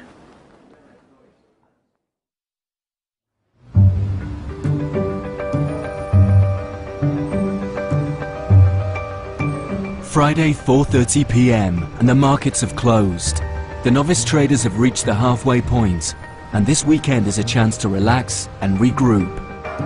Oh, slam it, nice! Well done, Mark, look at it, turn it! For Emil, it's back to the day job as a fight promoter. But his mind is still on the trading floor. You know, I was on the train home last night, there's a guy sitting opposite me. I got talking, he was a really nice guy. I said, oh, who'd you work for? And he goes, oh, a drinks company. So I went, which one? And he goes, oh, Diageo. I was like, oh, yeah, you know, how's your business? So do you buy your cans and bottles from REXMOB? And he goes, yeah, we buy it from REXMOB, you know. And I said, did you hear about the fire last week in Shanghai? He told me all this amazing information, and I was asking him, I would never have done that before. It would never have happened. And that's what's being mad about this. But it's good because all the time I'm thinking about angles. So on Monday morning, the first thing I'm going to come do, I'm going to go look at Diageo, I'm going to go look at REXMOB, which I've been looking at. I've got more ideas now. For the others, time away from the trading floor provides an opportunity to catch up on their lives. 5, yeah? And spend time with family. There's no certainty in this game. I mean, you're trying to forecast the future, for heaven's sake. Yes. And, you know, that's not possible. Here we go. Come on then. Bum. For entrepreneur Caroline, it's an all too rare opportunity to spend time with her 2 young daughters. I'm able to do it because my children are being looked after by my mother, who's as close to them as close could be, and I'm commuting and exhausting myself during the week so that I can come home and spend time with them of an evening. But whether I could do that for, you know, the next 10 years or so, I don't know. Hello. I think I've had to develop a determined edge over a lot of years of working in some fairly tough environments where, you know, you can't just roll over and let somebody walk all over you, or you can't just dissolve into floods of tears and vow never to go back. You have to be incredibly resilient. Off you go. There's a good girl. Mummy loves you, darling. Night-night.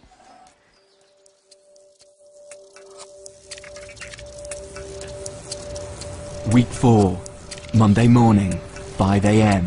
and the commute starts all over again. Traders across the city resume their positions as the markets wake up. With a month to go, the fund is still losing money, and the investor Lex Van Dam will have his eyes on those traders who aren't pulling their weight. For shopkeeper Amit, the day's already started badly. Having sold short in construction supplier Wolseley, Amit is praying for its price to drop. Right, think. Why is it rising so much? But today, it's the biggest riser in the whole of the FTSE. 5, still rising. And his losses are already in the hundreds. What do you do? Do not buy back at the top, that's for sure. Yeah, but where's the top going to be? That's the problem. Exactly. So what's your plan? Is your plan to watch it all day? No. Or do something? It's to do something. But not obviously, I need that catalyst to ensure that I don't do it at the wrong prices, Anton. The only way you're going to potentially get out of this is by building a portfolio. Sure. Like, this is gun to the head time. Because you cannot allow Wolseley to do this to you. Yeah, sure.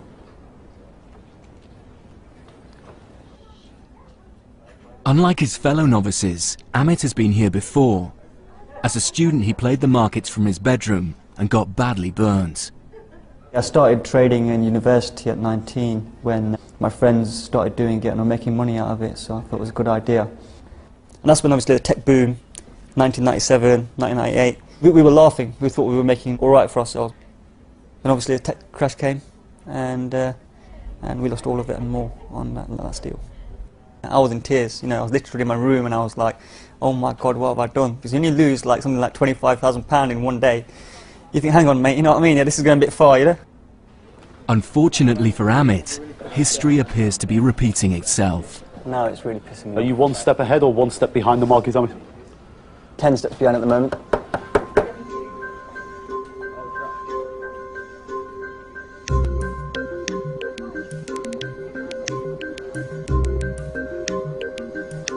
Amit, in terms of emotions, he's been through a washing machine in the last 48 hours. In his emotions, you can see every single tick of that P&L having an effect on his psyche. But that's a problem in trading. Like, he's fighting with himself because he hasn't done himself any favours. He hasn't built a portfolio. So for every movement in Wolseley Group, he feels more pain than he should. He's gonna kill him. You're going through what every trader goes through. I know, I've been there before, mate, that's what I like. 20 times a year. I know. His £10,000 short sell in Wolseley is hitting him hard. Having watched the price shoot up, he now has only one option left. I'll take the hit.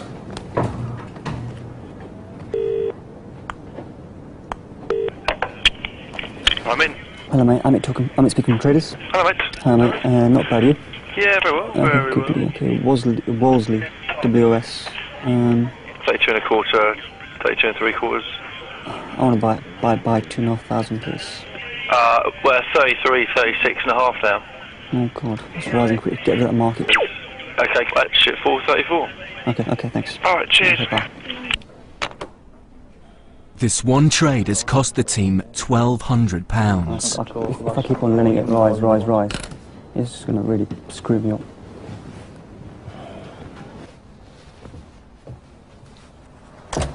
End of the day, you don't expect that.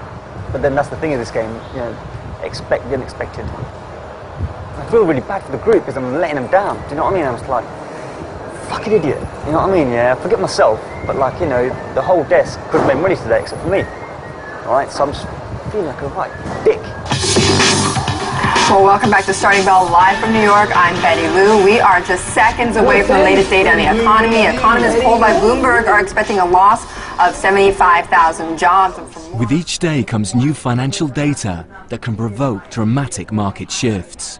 This is the inflection point for the next 3-4 days, probably. For the novices, these announcements constantly test their portfolios. Properly hedged, and they should withstand any market moves. Are you short, Sam? Net? Yeah. Yes. So you want this number to be bad? Well, I mean, in terms of the pure numbers here, then yes. Yeah. Come over to the dark side, Sam. So you want less people in the US working month on month? The ones to stop doing is buying cruises and Burberry clothes. That's all. They can do whatever they want to do. It's very specific. I want them to get fit by Adidas clothes. Yeah, there you go. So let's be specific. Don't go to Punch Taverns when you come over. Keep buying weapons. Here we go.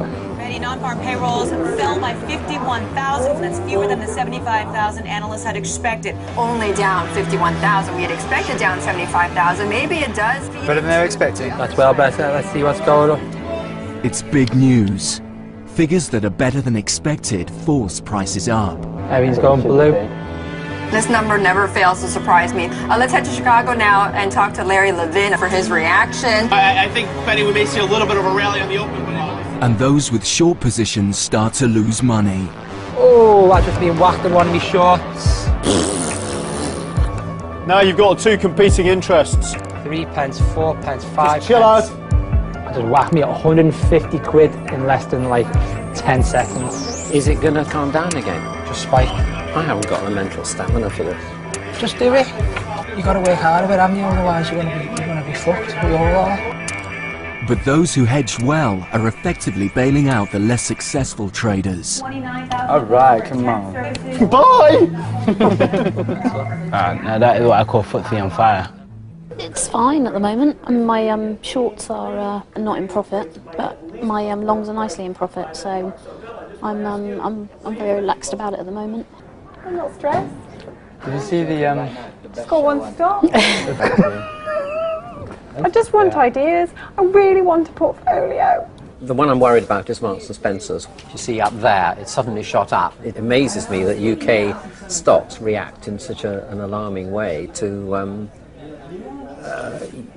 US data. You know, there's no point getting really excited about a single event, because in 3 or 4 days' time, if we have another single event that goes in completely opposite directions. Oh, is that red it is? Like non-farm payroll not actually being that bad. What's going on? It's not a few days, but just a few minutes before something happens 2,000 miles away in Israel that completely reverses the markets. It's because of oil. It's gone up. Oil jumped again. Everything's going red. It's a big spike right now for crude, and that's after Israeli Deputy Prime Minister said that Iran is on a path toward what he calls a, quote, major breakthrough in its nuclear program. What it's done is knocked 50 points off the FTSE. Higher oil prices means higher costs, forcing the price of many stocks across the globe to slide. Certainly another volatile day here. Crude oil futures are rallying, essentially wiping out earlier losses. For Emil, this means his short positions, which were losing him money, are now suddenly in profit. Oh, go on, keep going. That is near wiping me debt off there. See, this is good. Oil up. Everything that I've complained about for months. It is strange the way that the world's interconnected now. It is utterly bizarre that what he says affects Emil's portfolio, I suppose. It's a hard one, because on one hand you think to yourself, oh yeah, you know, oil's going up. Oh shit, I've got to fill my car up in the morning. And on the other hand you go thinking, oh, oil's going up. Yeah, I'm either not losing as much money or I'm making some money. I think it really brings out the bastard in you. It's the first time the novices have experienced such dramatic market moves in one afternoon. With well-balanced portfolios, several of the traders have emerged unscathed. But not Simon. Rupert, Simon. Extrata, please. Closing my short. 90. 90 trader. Okay, look at that. Interesting price. 36.44 spot 62. Oh, God. Unnerved by this volatility, he's rapidly losing confidence in his portfolio. Remind me next time I open a trade with mining not to do it. Cheers, bye. Cheers, bye-bye. He's taken his book up, which is great. It's what we've asked for. But he's doing it too quickly, and he's out of control. He doesn't do the work properly before he puts trades on. And because he doesn't do that, when they go against him, he has no confidence. Tale of woe again. You do get to feel they're out to get you, you know, whoever they are. I mean, why should mining rise, for God's sake? I mean, it's just what they said in the psychology section of our training. You know, you feel absolutely like death warmed up when things go badly. Yeah. But, oh, God. Oh, I'm tired, not crying, just for the record. But it just gets to you after a bit. It does. I have an uncanny knack for getting it wrong every time. Yeah.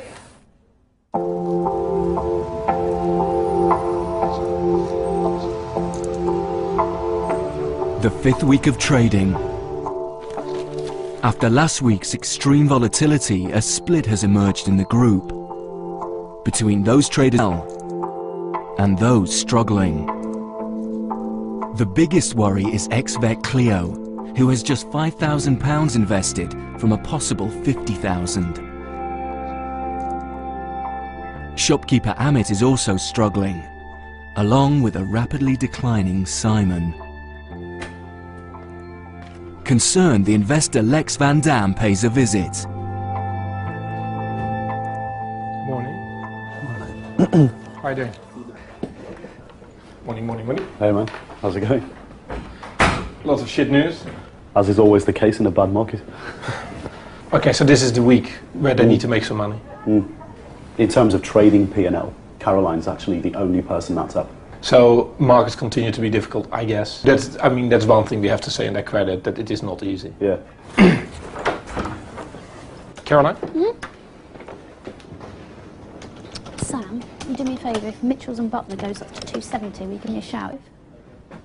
In a difficult market, it's a good plan to congratulate the best performer. You are the best trader so far, you know, and I don't think it's been luck at all. You're doing the right things at all the time. From my point of view, it's nice to hear you saying that, you know, I'm the best trader. But what's very apparent to me is that you can be the best trader in the morning and you can be the worst trader in the afternoon because the market turns, and that's how volatile the market is. But that makes you the best trader, that you realise that. Right. So well done. Okay. Caroline's cool approach puts her at the top of the pile. Mike's portfolio of arms companies and Emil's preference for branded names are also returning a profit.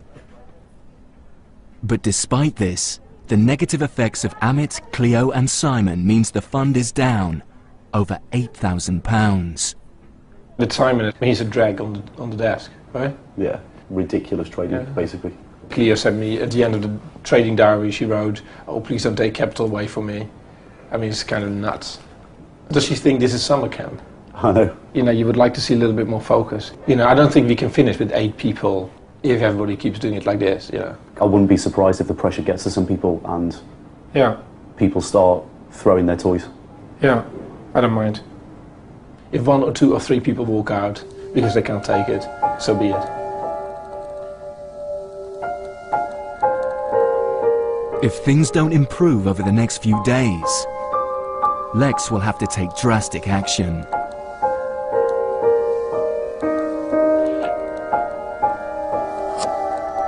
But by the next morning, Simon is on the ropes as yet another trade looks to be turning sour. You want to get out of there as quickly as possible. What is it? My baby Drax. What's happened? Falls on higher costs. Right, so where do you expect the stock to go? Down. So have you sold He's invested long into energy company Drax, but higher gas prices are beginning to have a negative effect on its share price, leaving Simon with an urgent decision to make. It's just open, 726. Okay. Right, so what are you going to do? What's your strategy? Are you going to watch it and watch it go down all day? Or are you going to sell some? You've got to be flexible in your thought process and have a strategy. I'll wait for an hour and then... Right, what if it's at £7 in an hour? You're going to sell them there? Yes. Right, well, if you're going to sell them at £7 in an hour, sell them at 7.26 now. Like, seriously? Think about what you're saying. It's unbelievable. Nothing's unbelievable if you don't know what you're doing. Because your strategy there, mate, is if they go down, I'll sell them. If they go up, I won't do anything. Fine. Decision, I will sell them. Now. Look, I'm not telling you what to do. No, I know you're not, but I'm trying to provoke I understand all that, and I've done my best to react according to the circumstances I found them, okay? Christ's sake. So far, Simon's trades have lost almost £3,000. Better washing up than trading, I think sums up the situation. This is a good therapy. I was pretty low yesterday, and I don't really know what I'm doing. I mean, the shouting from Anton didn't really help. You know, he seemed to think I knew what I was supposed to do and I was failing to do it. But the reality is I didn't know what to do, so it's not surprising I wasn't doing it.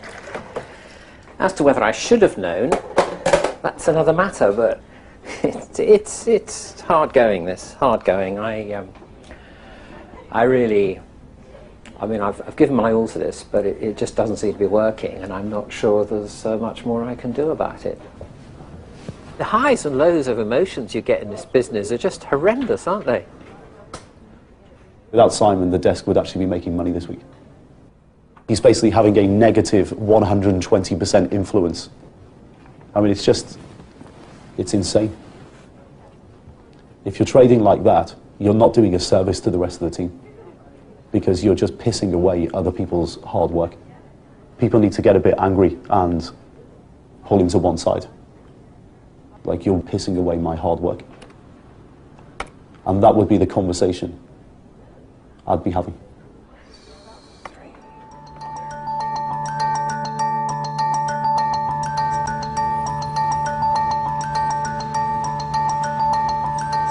We are under Russian invasion and Russian occupation right now.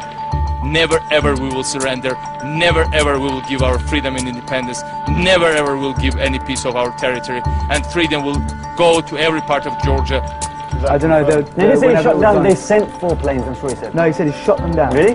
Clearly, yeah. See, now they must have just confirmed All right, one that. at a time. Yeah, shot down 2 Russian combat planes.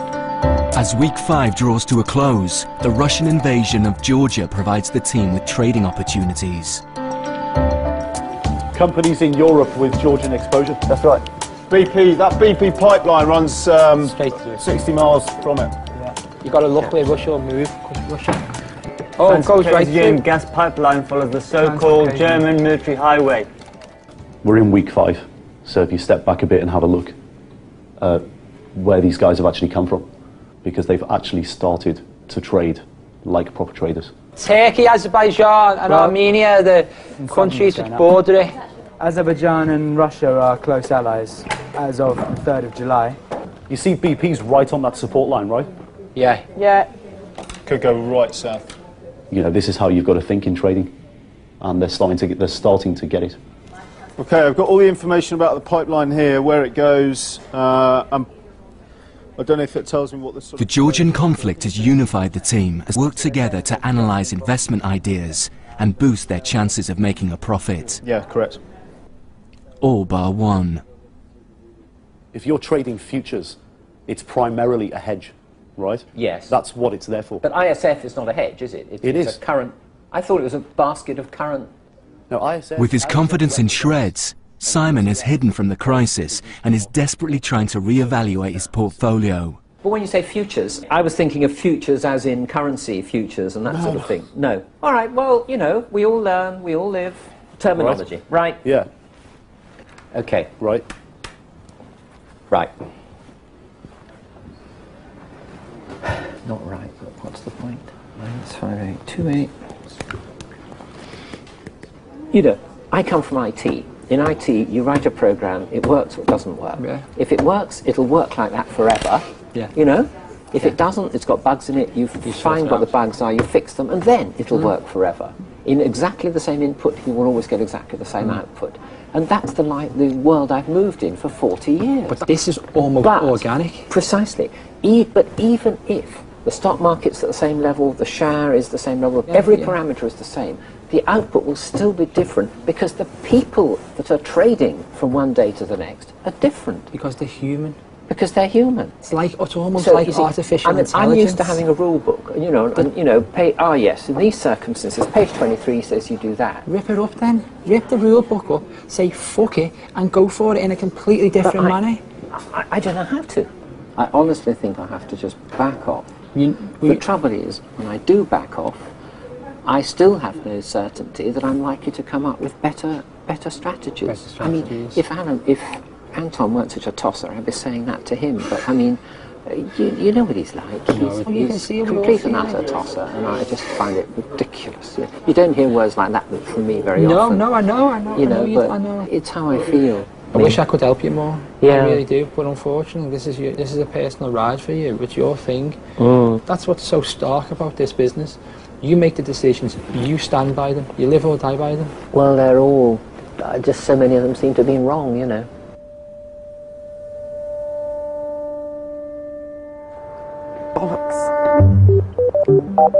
Ved Cleo is still having trouble placing trades. The plan is to become invested, so I don't go home. Find trades, find anything. But she's still not invested all her money, and she's rapidly becoming a distraction to the others. You know, I just like to buy things at the right point. You just got to get in. You've got to get in there. Honestly, I used to, over a penny and everything else, it just kills you otherwise. You've got no position, you've got no trade. It's not the right time to buy. Forget the right time. Yeah. the bigger picture, trade them. If you don't trade now, Cleo, your money will go. I don't know what she's doing.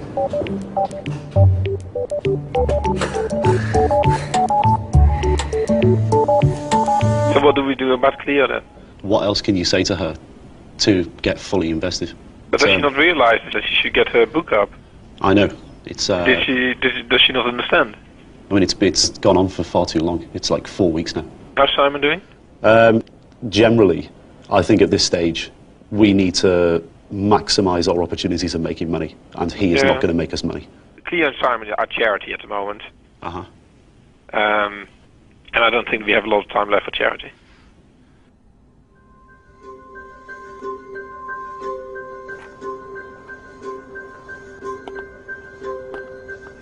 Facing spiralling losses, drastic measures are called for. Lex Van Dam returns to take action. As it's his money they're spending, he has the power to reprimand, suspend, or even sack any of his novice traders.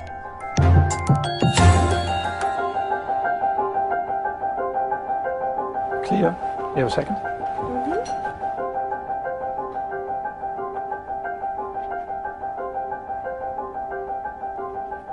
To me, you are, at the moment, you're just a distraction. And I found it quite difficult because I know you just have to take a punt and you just have to get in there. But I'm watching like 10 stocks and they're all on my watch list. Yeah. But they're all at levels that I wouldn't want to buy them right now or sell them right now because I don't think they're in the right place to buy or sell. Sure, but the issue we have is there's 3 weeks left. I know. Right? And you're not investing. Yeah. Which means like you're not going to make a lot or lose a lot. Yeah. So there is no real use of you being here. Yes, I appreciate that. I can't afford to have you sit here for another 3 weeks. I know, and not hoping invest. for it to work. No, I appreciate that. I appreciate that entirely. Honestly, I really appreciate those views. I really do. Yeah. And I really appreciate your views. You know, because the thing is, I look we at both stocks. really appreciate each other, and that's really great. No, but you're the not thing- making progress. I know. Well, but the thing is, it might not seem like I'm making progress, but Yeah. really, genuinely, I really am. And the thing is, Yeah. I just don't see the point in investing when Exactly. you know you're going to lose money. You see, the problem is like we're having this conversation, and you really appreciate my view, but you're stubborn and you're not going to change your view anyway. No, but You can make your own rules and play your own game. Absolutely. But this is like a different environment, and you're going to have to invest. I'd appreciate So unless that. you tell me that you actually will, I there is will. no point in you being here. Yes, I appreciate that entirely. So, That's my biggest stock. what is your conclusion from this conversation? My conclusion from this conversation is I have to invest. Full stop.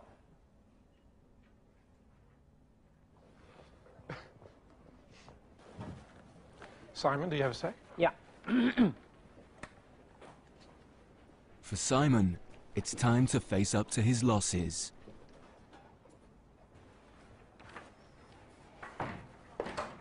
Yeah, this isn't working. Let's cut to the chase. Yeah, yeah. It's making me demoralised, unhappy, feel I'm letting the side down, I feel I'm letting you down, I'm losing you real money. Okay. I appear not to have the right skills, full stop. I mean, do you feel like you've just had enough?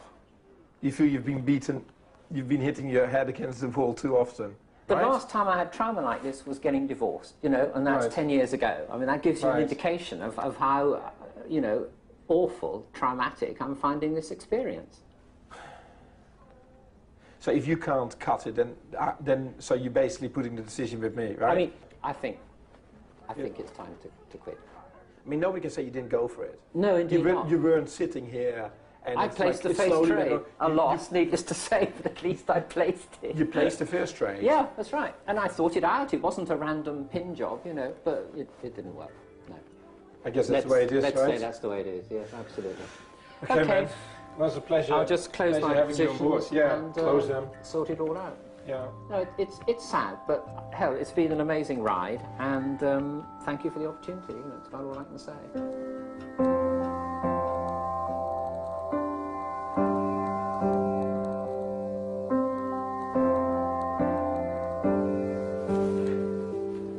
Well, Simon, I can say it's been a pleasure Yeah, certainly has, yeah. to endure the last 8 weeks. It's supposed to be a pleasure.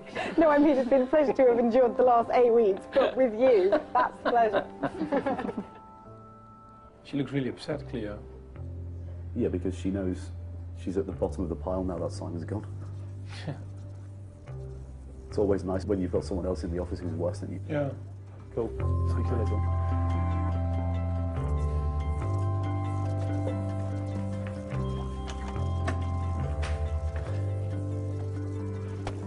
Leaving the office now? I'm basically tidying up, going to the flat, and then I'll chill out for lunch or whatever, and then I'll come back here at 5:34, whenever, 4:30. Yeah, I think it's probably best if the plans change. I don't want their week to start tomorrow. No, because they're a little bit distracted, to be honest with you. Well, I'll just close today's trades. Yeah. And then head off, I yeah, guess. I understand Yeah, the close distraction. today's trades and head off. I'll just come back at 4:30. Probably best not to. Fine. Like in terms of drinks, I just don't want to make tonight a goodbye Simon drinks. If it just turns into that type of drinks, then their week starts tomorrow. And it's I want it to start now. Fine. You know. Okay. Perfect. That's what you prefer. That's Yeah, probably best. I understand the motivation. Yeah. All right. I don't take it personally. I No, can't don't. understand Seriously, motivation. it's not like that. Okay. All right. Cool.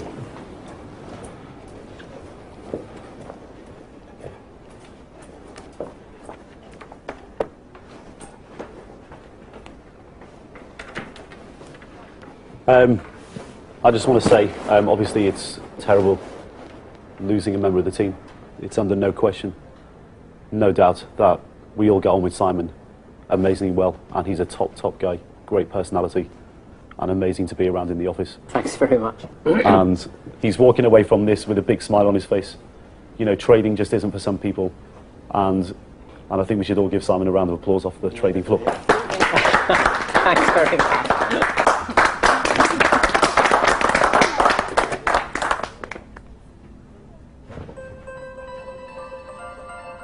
Okay, right guys.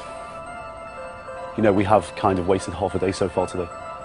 It's, as a team, we need to get going, get motivated, get sharp. We've got 15 days left. And we need to make some money. They know the next 2 weeks are going to be tough, and they can't take it. Well, Mike, it's not Well, we knee-jerk, talk about crappy it. Well, yes, judgment. it is, Emil, because No, I it's don't not. know what's going on. Mike, That is not my manner of dealing with people. Who cares if he's not happy? They're people. No. This is just the way the business works. So why should we keep you? I've got 2 more weeks left, right? Well, you have 2 more weeks left if you answer the question properly. If they walk out, then it just shows it's actually really difficult to make it to the end. There's a fine line when it comes to being human beings. And now you see other people in the room responding to that. City or no city. And you can catch that next episode of $1 Million Traders next Tuesday at 9. There's more City chat over on BBC4 now. Jerry Robertson talks to BA boss Willie Walsh in The Moneymakers.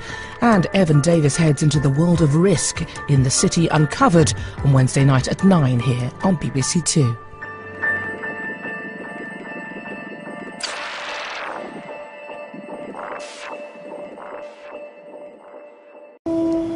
Hello there, this is Ohi from Traders.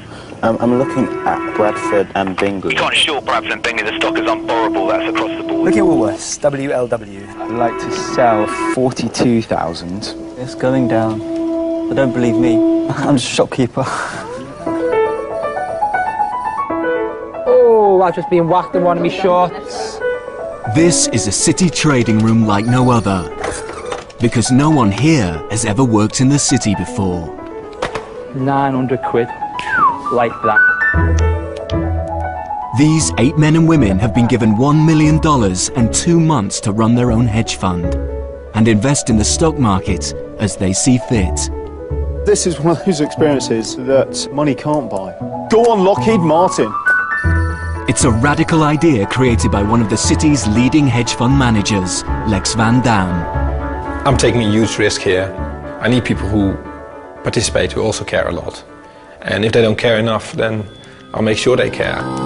They've had to trade during the worst economic crisis in a generation. Another volatile day here. Crude oil futures are rallying, essentially wiping out. Yes. While some enjoyed success, I think you've traded really, really well, so you should be proud. Excellent. others have been pushed to breaking point. What a nightmare. I don't need to feel less self-worth at the moment. Simon, do you have a say? Yeah. And one trader has already resigned. Last time I had trauma like this was getting divorced. I mean, that gives you an indication of how awful, traumatic I'm finding this experience. I think it's time to quit. For the 7 remaining traders, it's going to get a whole lot worse. We're going to have to just slam the guys down who aren't going to do it. So why should we keep you? I've got 2 more weeks left, right? Well, you have 2 more weeks left if you answer the question properly. Who cares if he's not happy? They're people! No. This is just the way the business works. Whatever personal morals or dilemmas you have, Yeah, I leave take them outside. home. As they enter the final push to the end, not everyone will survive. Either we get this out in the open and stop making knee-jerk, crappy judgments. No, Mike, it's not or we knee-jerk, talk about crappy it. Well, yes, judgments. it is, Emil, because No, it's I don't not. know what's going on. You have your choice whether you stay or you go. If they walk out, then it just shows, yes, it's actually really difficult to make it to the end.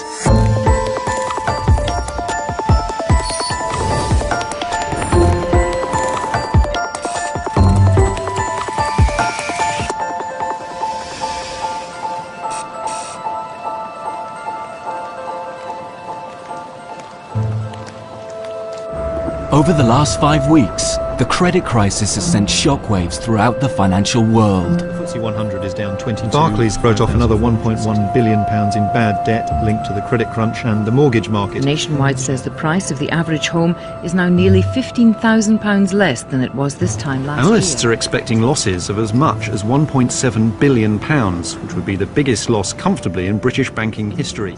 Extreme market volatility means making a profit is almost impossible. And Willie Walsh is saying this is the worst trading environment the industry has ever faced. Many professional hedge funds are struggling.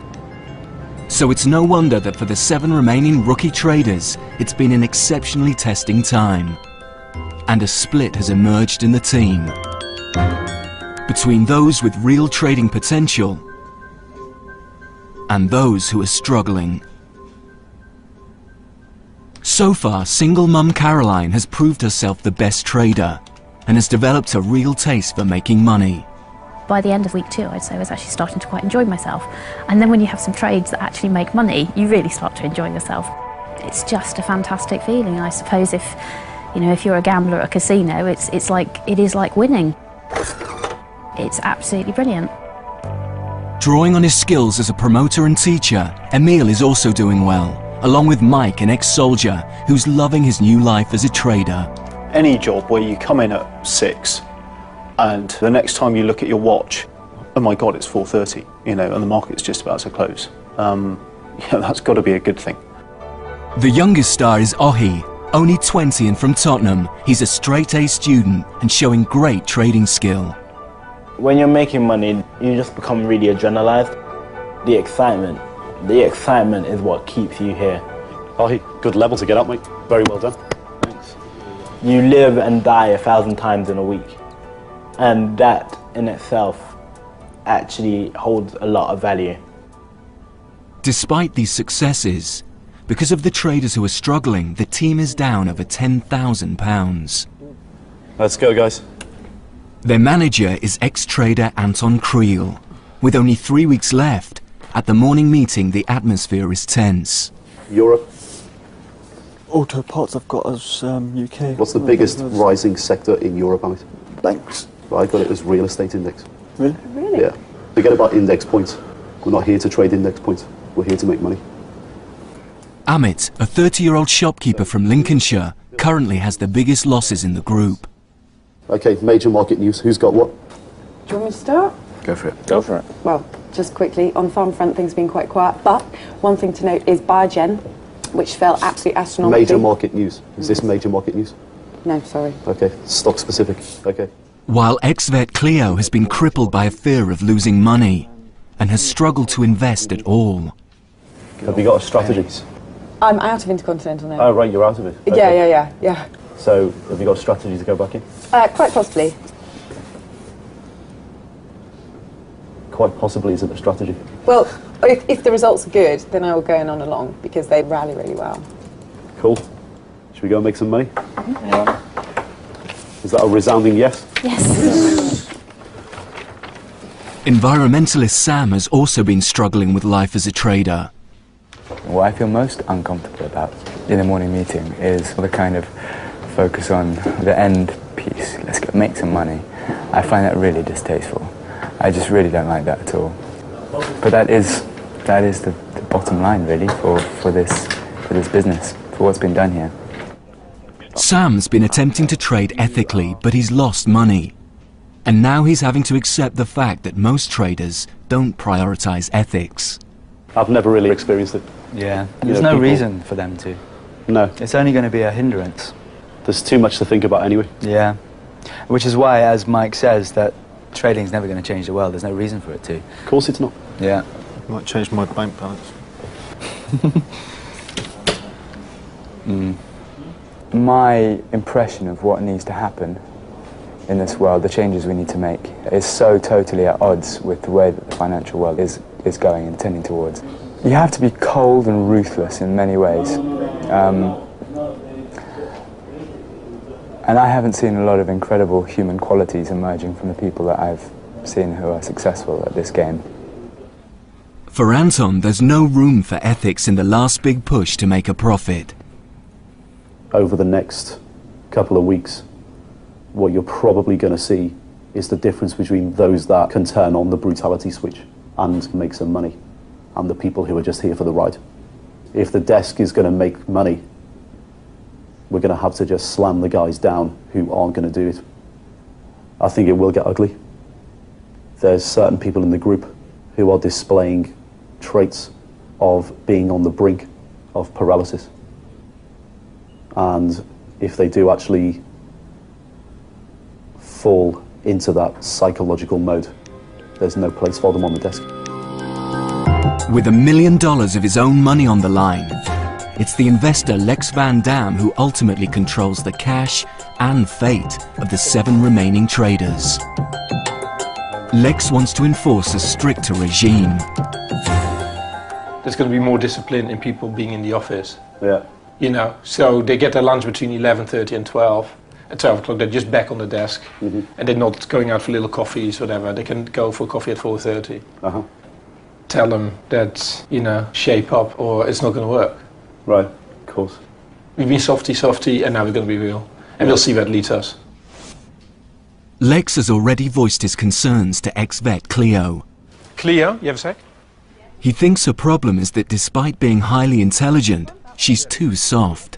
If you are in a vet practice and you have a new person, and this new person starts crying every time there's an animal that's sick that comes in, yes, what would you do? I haven't cried every time. Sure, no, but what would you do if you had a person like that? Well, personally, how would you deal with that? I would give him support. You'd give him support? Yeah. Okay. What happens if the support didn't work? I'd tell them to pull themselves together. Right. And stop doubting themselves. Okay. So I'm telling you, you should pull yourself together. Absolutely. You should stop doubting yourself. Yeah. Your capital is halved from 50 to 25. Okay. As far as I can see, you know, you've been distracting the team. You know, you should focus on yourself, on your trading. Forget about everybody else. Don't go with your issues to anybody else anymore. You cannot let emotions get in the way. So you're going from 50 to 25. And if if this week it's the same thing, if you get upset and you start talking to other people about it, then this is your last week. Okay. So that's how it is. Thanks very much. Okay, thanks. Okay, thank you.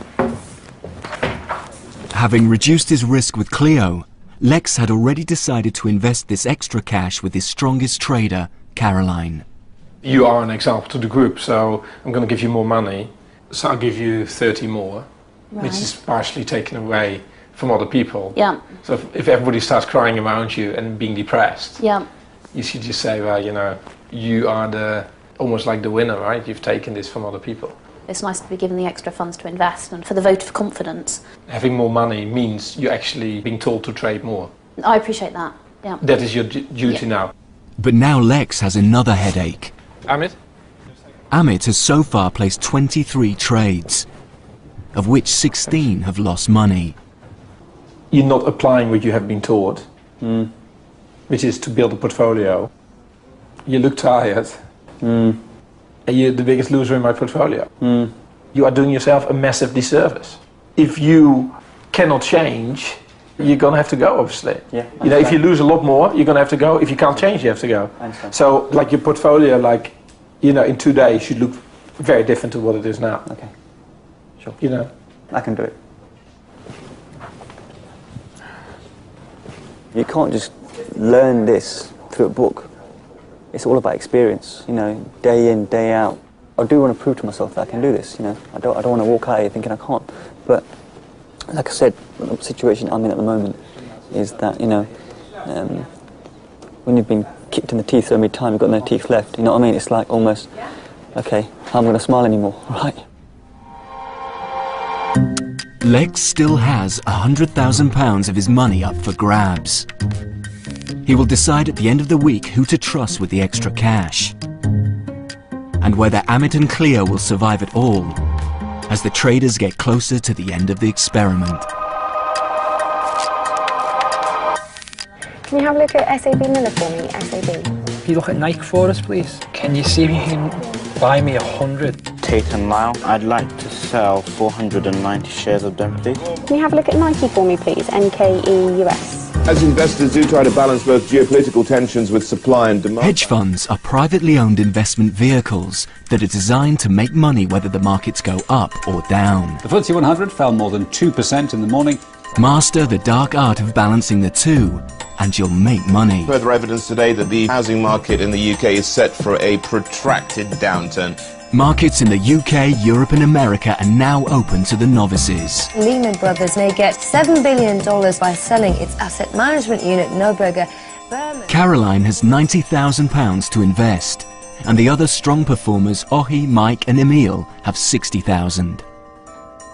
Far from being daunted, for these four rookies, trading has become almost second nature. Apple, I love you. I love you at this point in time. Emil's portfolio is going well, and he's not short of new investment ideas. You look at Adobe where it's opened, as I said last night. I can't believe it.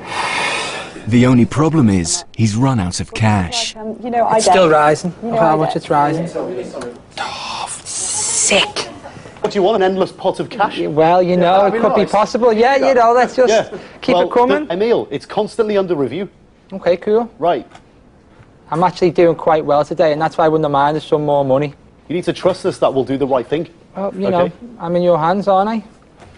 It's not a big deal. No, it's not a big deal. Stocks will move on Monday as well. I know it's not a big deal, but when you find something, right, and it validates what you originally thought, it feels good, doesn't it? You know that. You've been there yourself with that feeling. Of course it does. Yeah, it's exactly. A great feeling. But what are you getting pissed off for? I'm not just like, you know, I'm trying to keep me book and make some money. You're the type of trader who's just got itchy fingers. Yeah. And you want a deal all the time. Yeah. Right? You, not me, need to control that. Cool. And that's me being me, diplomatic. Emil's problem is impatience, but Cleo's is nerves. How's your book looking, Cleo? Well, it's got 3 positions now. What are you long, what are you short? I'm long Tate, yeah, which I'm happy about. What else? Short long SAB, yeah, which I think is holding up considering the TAP news. What are you short? Intercontinental Hotels. Okay. They're not inputted yet. If a trader buys long, they're hoping a stock will rise. If they sell short, a complex process of borrowing, selling and buying back shares, they'll profit when a stock falls. A good hedge fund trader must do both if they want to make a profit. Cleo's been cautioned for not investing. Emil wants to help. Right, that's going up. We're trading. 2 things. Who are we phoning? No, come on, phone them. Phone them. Come on. Emil! This is good. Yeah, this is good. Cleo, it's still going up. We spoke about this. Come on. But I don't have anything else in America to set off against. Abercrombie & Fitch is broken through. It's down to 48. It's $2 down. It's still going down. A very good trading desk to have is when everybody's got very differing strong opinions. You don't want to have a desk where everyone agrees on everything, because everyone ends up short the same stuff and long the same stuff. And then when you lose money, the magnitude of the loss is always far greater. Good trading means following your instincts, not other people, according to ex-soldier Mike. You have your view of the world, And when you're trading, you express that view by putting money on it. And there's just too much consensus on the desk. You know, there's too many people in too many similar positions. Oh, hi, this is Claire from Traders. I'm very well, thank you. Can you have a look at Tesco's for me, TSCO? All right, there, Tesco, please, TSCO. I just get the impression there is not enough debate and people challenging other people's opinions. And I'm loath to, because I think people take it personally. You know, and they get upset. Trading is an unsentimental business with many unwritten rules, such as how to deal with your broker when you call to place a trade. No, we did a track day recently, so I took some clients to a track day. Ah, where did you do a track day? Which one? Silverstone. Oh, Silverstone, yeah. I've rode Donington, but on a motorbike. Yeah, it's good. So. Right. Yeah, I have. We go again. Yeah, that's right. Go on, sir. So can you get me filled on that one open, do you think? Yeah, sure. Have a look. So how much tomorrow? 65. Take it easy. See you soon. Bye-bye. I like the banter with them. So you trading all night as well, are you? Oh, yeah. Nice. Hardcore. As far as Anton is concerned, the traders are here to make money, not friends. I'm frustrated with you guys because I just want you to get angry. I want you to be vicious on the phone. If you shout down the phone and you make them sit up in their chair, they're going to get it right. Okay? There's no downside to doing it. There's absolutely no downside. Sell 300 at 754.5. Thanks. Bye. He's your bitch. Seriously. It's just the terminology and everything. Seriously.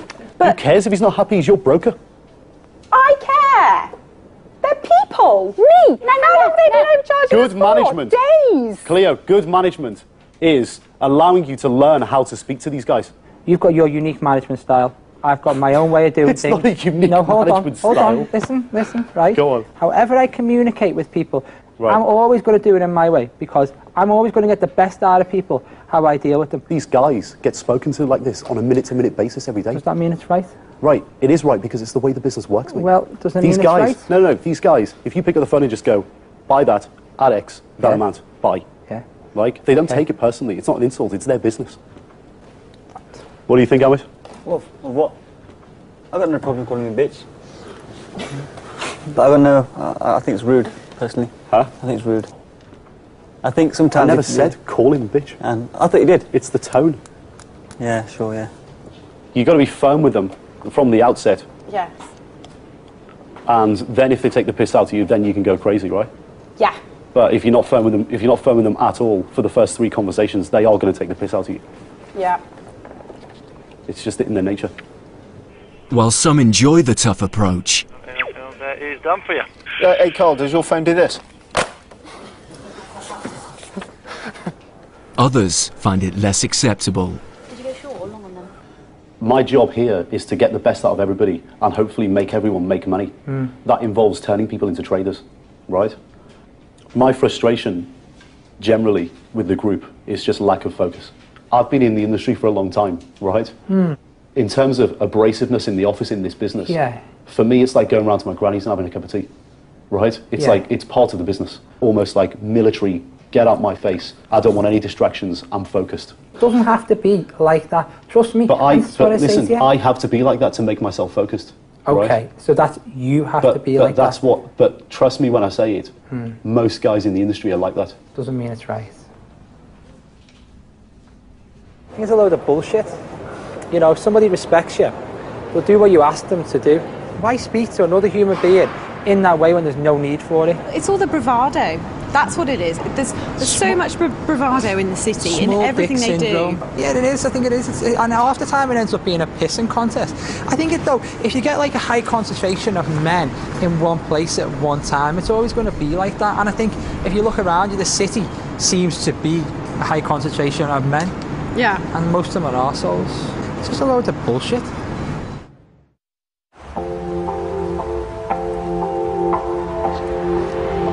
There's still over 2 weeks to go. And life as a trader is taking its toll on everyone.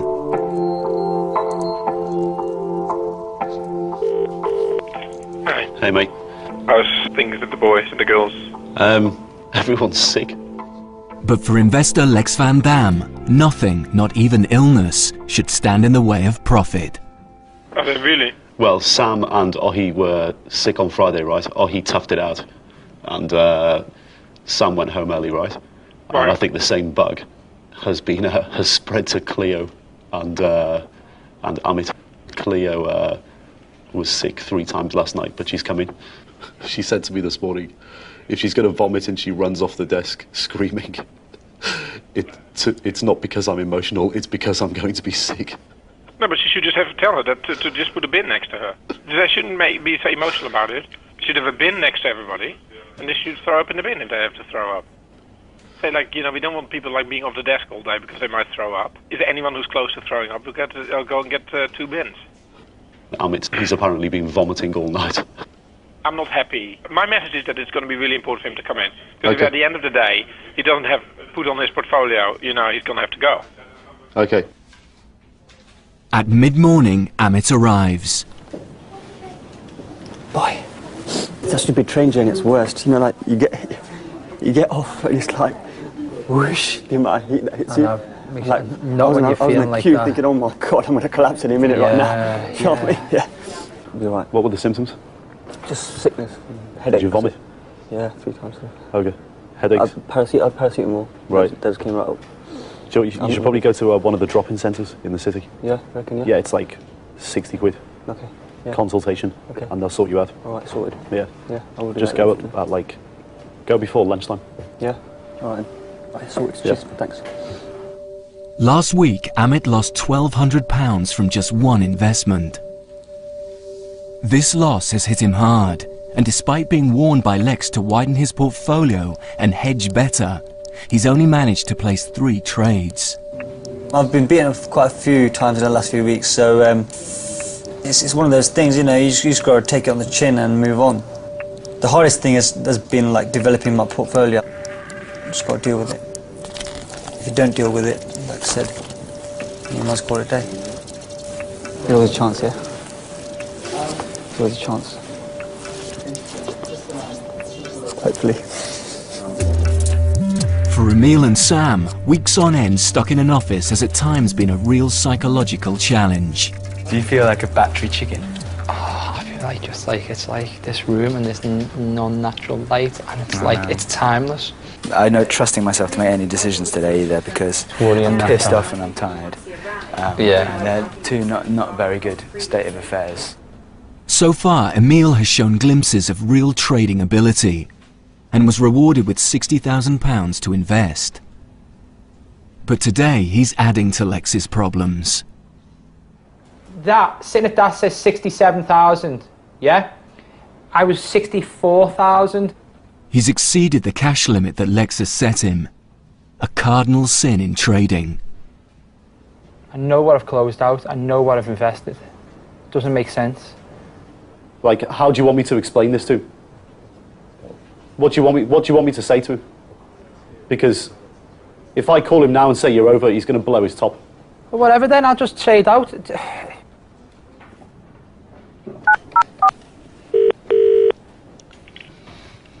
This morning, it's come to light that Emil's broken his exposure limit by 10%, right? And he didn't even realise. The point is like they left the office last night and they didn't even check their exposure or their P&L or anything, right? Yeah. Both Anton and Lex feel part of Emil's problem is his friendship with Cleo. Why this has happened? Because he's just not focused. He's not watching his positions properly. He's just going home and he's just chatting to Cleo all day. He's been distracted again by her. It's just very difficult to have them both in the office. We just actually can't let this go today. I think... we can't let this go.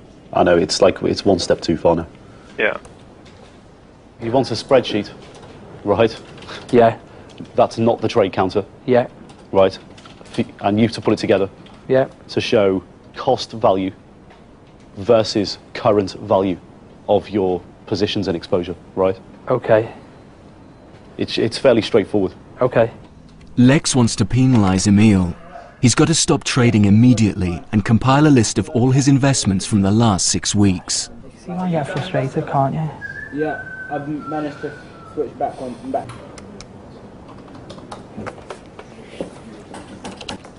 An hour later, and Emil's had enough.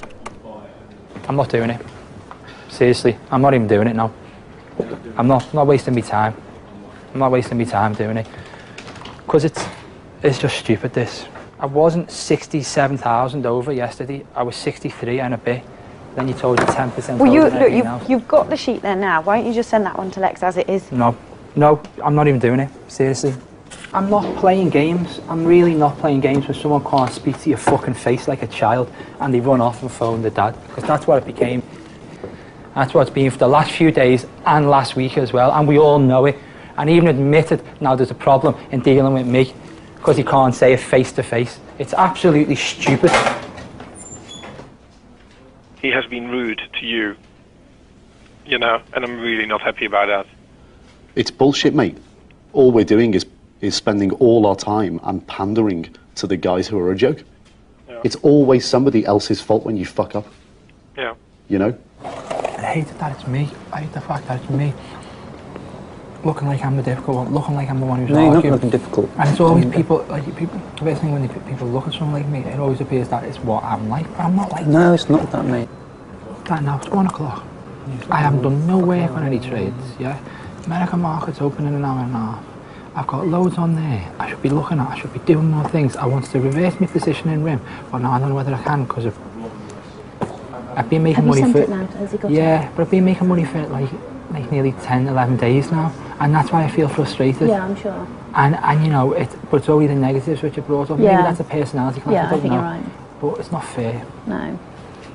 I don't want to be the centre of something. I don't want to disrupt other people's No. day. I don't want to have conflict with But you people.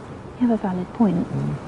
And it's ironic because I've got a reputation of being really ruthless in business. But that's only when it needs dictate. Things are getting out of hand. Lex is due to arrive tomorrow to distribute the remainder of his $1 million. Who gets the money and who gets the boot, only Lex can decide.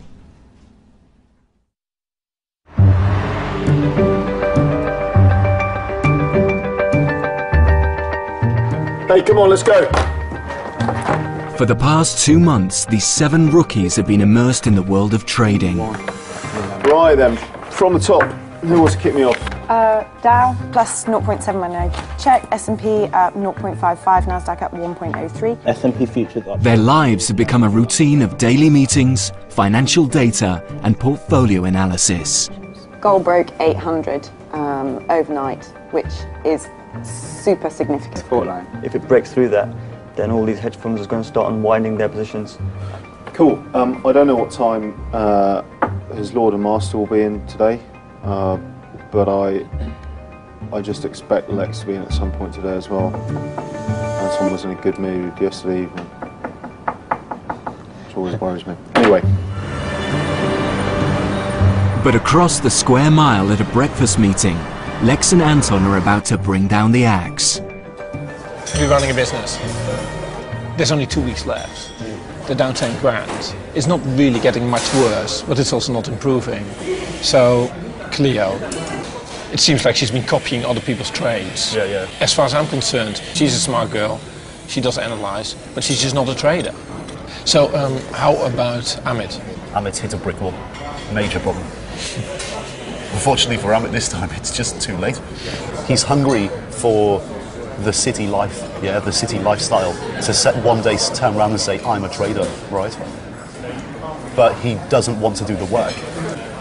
I just can't see how he's going to make money. Emil? I think he's worth an investment. So I think he's got a lot of potential. He's been working hard.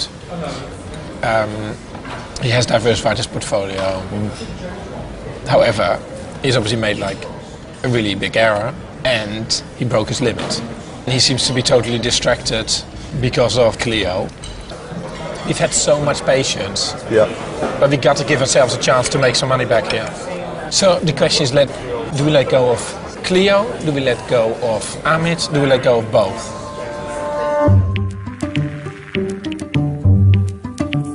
Markets may be the toughest scene for years, but there are no excuses in the city. You're either doing well or you're not. And this fund is down over 10 grand. Emil, Cleo and Amit are about to receive a blunt reality check. Amit, do you have a say?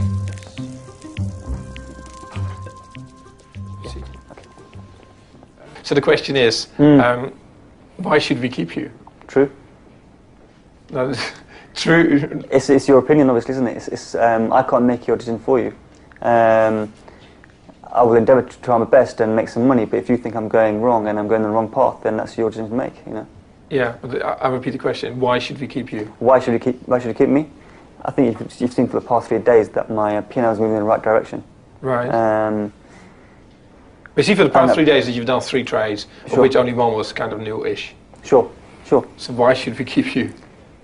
I've got 2 more weeks left, right? Well, you have 2 more weeks left if you answer the question properly. Okay. Try to convince me. Have at least one go. Yeah, sure, yeah, no. I mean, I believe I can make some money out of this. I've got 2 weeks to prove myself, Lex. I've worked more harder. I can tell you right now that I am working towards a goal, which is to get my P&L back in blue. Because at the end of the day, one more person adding to the P&L on the plus side will be in your benefit. But but if I give that money to someone who's better, that's even more in my benefit. Of course. Okay, fine. Okay.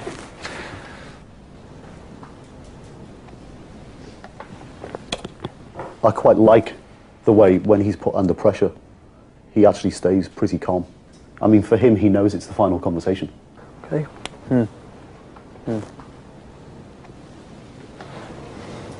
Positive? Yeah. Good.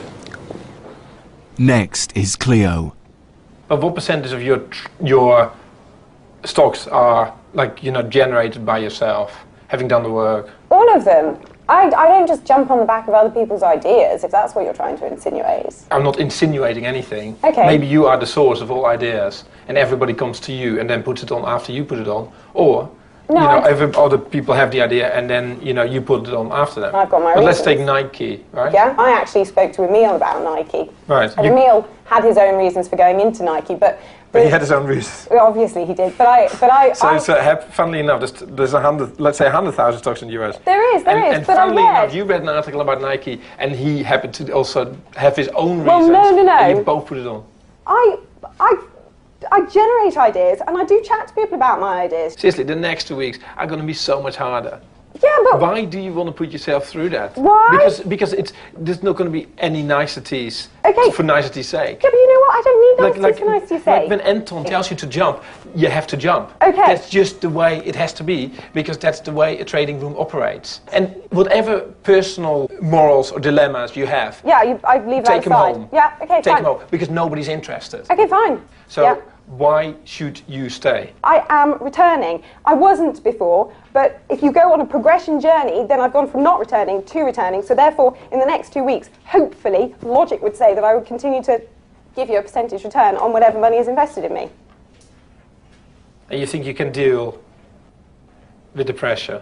Yes, if I'm dealt with in a normal manner, the same as everyone else. There you go again. If I dealt with it in a normal manner. No, it doesn't matter. Like if you're on a trading floor, you're always going to think that your boss has it in for you. No, I think you're wrong. Okay, I don't care what you think. This Okay. is what I'm telling you. Mhm. Yeah. On a trading floor, you're always going to think. Have you been on a trading floor? Have you worked there for 15 years or for 10 No. years? No. Okay. So I'm taking your telling opinion, you. and I appreciate it. It's no longer an opinion. This is just what it is. Your boss knows what is good.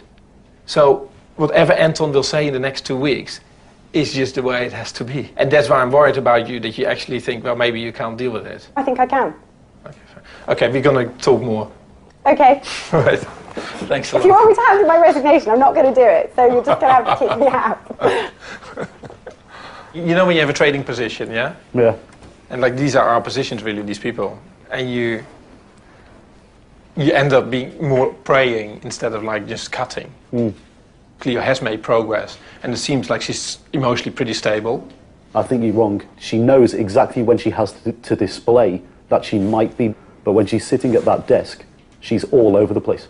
We've forced her into being invested, and 80% of her positions are replications from the rest of the desk. Yeah. If we say goodbye to Cleo, and she starts crying and getting upset, I'm worried that Emil is going to get like a hissy fit, and he will walk out. It's just wrong. Like, this is not how a trading desk operates, so why should we do it here, right? No. You are actually quite talented, I think, but your fight for justice, of like everything around should be fair, like in a city room, you wouldn't survive with that attitude. You're concerned that I'm going to be the person who throws the spanner in the works, which in turn is going to affect the group and the group's performance. No, if you do something that's negative to the group, you'll just go. Very simple. I am worried that you're going to do things that will be negative for you. Decisions will be made that you might not like, but it doesn't really matter. I just want you to just focus on that screen, invest, be smart, come up with lots of ideas, build a portfolio, and do well. Emil may be rebellious, but he's a talented trader, and Lex doesn't want to lose him. So your new capital is going to be 75? So you got 15 more, which is the only message that you really should take away. So what do you think? Good.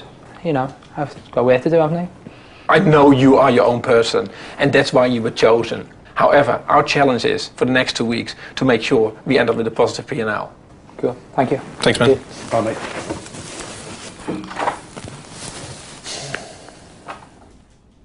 Now it's decision time.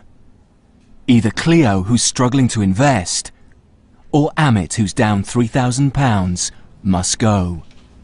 If I looked at that trading room on Monday, so if you think about what it should look like on Monday, if he is gone, yeah, and Cleo is still sitting there, it just doesn't feel right, does it? It just doesn't feel right. It doesn't work. If they're both there, then it feels like we've made no progress. Yeah. So I guess she has to go, right? Okay, how are we gonna put it to her? Is she gonna cry? She's gonna cry. This is ridiculous. Let's do it. Hopefully in 5 minutes it'll be over. Clear? Yeah. Thanks. Thank you. No worries. So we've had long conversations. Okay. Obviously about the benefits of you being here or not being here. Mm-hmm. We've looked at the progress you've made over the last 6 weeks, and it's been like pretty tough. But I think it's not going to work. I'm sorry. So that's the decision. You're just not a trader, and it's just. Is there any point in me fighting my case at all? Not at all. Okay. Yeah, there's no point at all. Okay. We don't want to over-dramatize this, right? I mean, it's not like someone has just died or whatever. And in the last 2 weeks, we need to make our money back. Why don't you just say what you think? Let's give everybody a fair chance. I don't even. Well, you know that there's probably no point, to be honest. I'm sorry. I mean, it's fair enough that you're upset. If it's any benefit to you, we feel really bad about it. You know, we feel really... No benefit. I tell you one thing. Seriously. This gives us no pleasure. This gives us no pleasure. Like, it's the same as like if you have a bad stock and you want to hold on to it, you know, you're going to have to cut. And we've learned from experience, if we hold on to our bad positions, that we feel are bad positions, we have to get out of the position. No. So we feel we have to get out of this position. I appreciate that. You know? You know, I do. I just, you know, I feel in light of the fact that really I did quite well last week. But isn't that like the best way for it to end? That you feel like actually you did everything you could. To end would be for me to have been given more capital. That would have given me more confidence. You know what? When I didn't receive that, this whole thing to me. Cleo, you weren't ready for more capital. Be honest with yourself. Honestly, I really was. You went from 9,000 invested with a gun to your head to be more invested to 21. I did, yeah. So really, without a gun to your head, right, you don't deserve more capital. Okay. Right. Yeah. It can't be like that. I appreciate that. Right. It's a frustration at myself, and I'm really sorry. It's okay, it's fine. It's absolutely Leo, fine. Okay. It's much better if you just get it all out in the open. Do you want some water? Should I get you some water? No, don't give me water. All right, okay. No, honestly, I'm absolutely fine. It's just I'm trying to stop myself from crying because it's the last thing I want to do. But that's okay. That's okay. It's so frustrating because You're right. I'm looking for the. I'm looking for the perfect thing the whole time. That is why I haven't been trading. You know, if you have to look at like who has the highest IQ, you know, there's probably 2 or 3 people, and you're amongst them, but you're just not a trader. Sorry. No, don't worry. Honestly. Sorry. Okay. Probably the best thing to do is limit the time spent in the office from now. Okay. Okay. Cool. Man, it wasn't easy, was it? Sorry, guys. For Emil, it's the last straw. You know what? People didn't come here to cry. I don't care what you're saying. You okay? Yeah. Okay. Good. She agreed that she had these chances and she didn't take it. Shall we call him in? No, he's too angry at the moment. Let him calm down. You're off. You're off. Oh no, it's a joke. And they're all just waiting for it to say it's not a distraction or something else. But it's bullshit. It's bullshit. I want to see what he does naturally, without our influence. If he walks... Your decision or not your decision, Cleo? Not your decision, is it? It does matter. He's going, he's getting emotional. He's going. He's pulling off his stuff. Yeah? Emil, I'm furious. Emil, please. No, seriously, Cleo, it's not you, honestly. He's gone. Fine. Just chill and let things happen naturally. My decision. Our decision. People have spoke about it. No, Doesn't matter. Seriously, it's bullshit. I'm completely okay. It's not about you, Cleo. Guys, We're cool on it as well ourselves, honestly. That's it, fallout. Going. Please stop it. Sam and Amit surprise everyone by walking out in a show of solidarity too. Cleo, it's not you. No, but it will appear like it's me. Well, it's not you. People have made their own decision. It's just people have had enough in general. Yeah, but I've got Emil. a few words to say, seriously. No, Emil, I've got please. a few words to say. Emil, please. Okay. Okay, Emil, sit No. down and calm down. Let him speak. Let me speak, yeah, okay. I understand where you're going with everything, how it works in the city and everything else, but there's a fine line when it comes to being human beings, yeah? And now you see other people in the room responding to that. City or no city, it doesn't matter. Why did you... We had a conversation with Cleo, right? Yeah, I know you had a conversation with Cleo, and I've had a conversation with you, and I've had a conversation with Cleo. Speak to her. Speak to Cleo. I don't need to speak to Cleo. Yeah, Cleo will explain to people it's what the conversation was. Cleo. It's not I understand.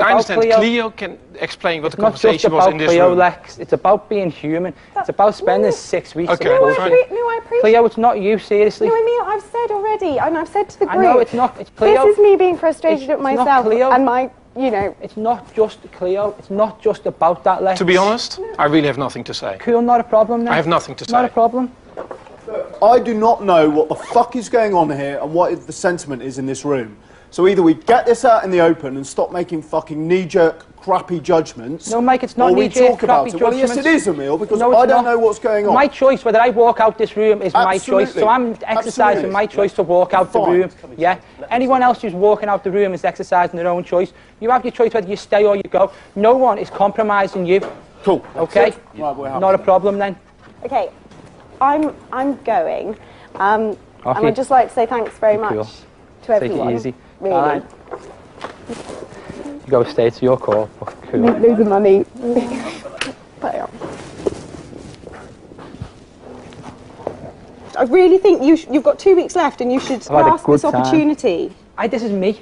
And you reach a appreciate that. point where there's a line crossed. I've said that to you for the last few weeks, and it's just crossed it again today. If it wasn't this, it would be something else, trust me. It would be something else, and then something else, and then something else. Okay? We can't be created in someone else's image or anything else. It's just the way it is. We always said this is really, really difficult. Only very few people can do it.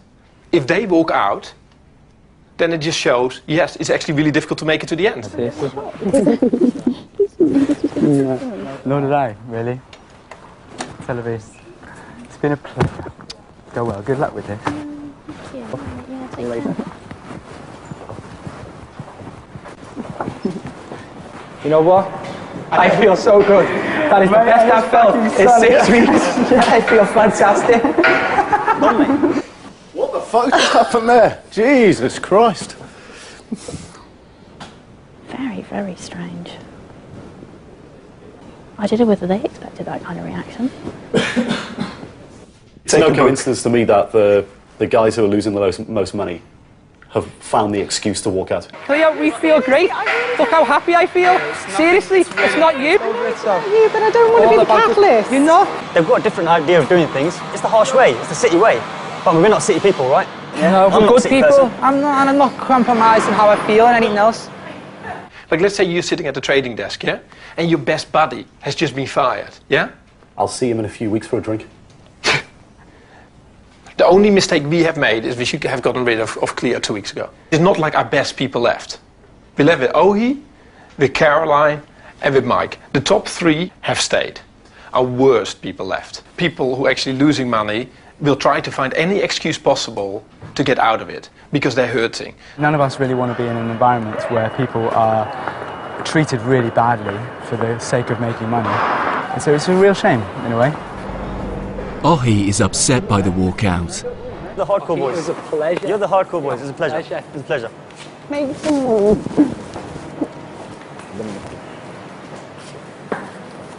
Ohi, what's your plan?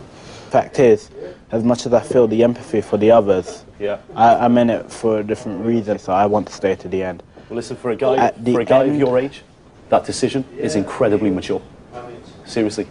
So, do not feel bad about wanting to do well for yourself in this business. I've seen a lot of people not being able to emotionally deal with it. I've seen people cry on the desk. I've seen people throw screens on the floor. You know, I've seen people have a fit. I've seen people walk out, run out, lose total control. I've seen it all. So to see 4 people get up, you know, it's not like, oh, this is really new to me. I've never seen this before, whatever. I just think it's just stupid, you know. To walk out in an emotional manner like that, just to say, like, oh, I'm going. I can't take this anymore. I'm going. It's just such a sign of weakness. As a team, the chance of me to make money over the next 2 weeks has gone up 3 times. So I'm okay. Nobody has to worry about me. Those who walked have lost their trading rights. Over the next couple of hours until further notice, could you only allow Caroline, Ohi and Mike to trade? Caroline, Ohi and Mike. Yeah, if anyone else rings up, they're not allowed to trade, okay? No problem. All right. All right, mate. Thanks, mate. Cheers, Bye. Cheers. It's all down to the final 3. They are the traders now trusted with Lex's entire $1 million fund. We now have 0 distraction in the office. The rest of the guys were losing money, okay? And you guys are left, which is fantastic. So we need a strategy. You're going to be on 200. You guys are on 145 each. We're going to go through every single position and work out whether we should keep it or not. Okay, Amit, TPT. We need to come to a conclusion quick. I wouldn't want to trade it. British American Tobacco. I don't want this. ITE. I think it's a muppet position. Yeah. Get out of that. Screw it. Out it goes. Do you want to own more Tesco? Yeah, I probably do. Well, this is working out for you great then. Who's got a view on the HMV game group? Yep. Yeah? Cleo, Tate, forget about it, yeah? Yeah, it's closed. Is that a good trade? Well, I don't want it. Useless, get rid of that, useless, get rid of that. Mhm. Yeah, is this a toxic stock? That just doesn't add up. Maybe that's why he's only made £2.53 in 10 days. After picking over the bones of the absent traders' portfolios, all it takes is one phone call. Rupert, hi, it's Mike. Is Luke there? And over £160,000 of investments are closed. Okay, let's go. Oh, mate, best execution, obviously, yeah? Yeah. Dig out blind for me, Rupert. Come on. TPTLN. Yeah. 52500. BATSLN. American Tobacco. Correct. Sell 274. 1850. ITELN. 169.75. ULELN. 1349. Buy 200. NG / 300 sold at 708. National Express. 500 away, 1003. Sell 790. Buy 900. Cheers, mate. Bye.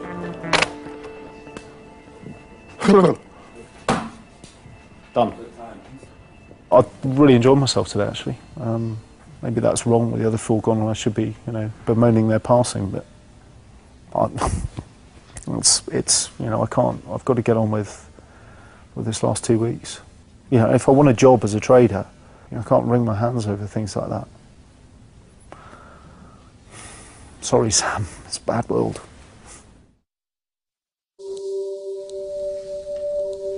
With 10 days left to trade, the hedge fund now comprises a student, a single mum, and a soldier.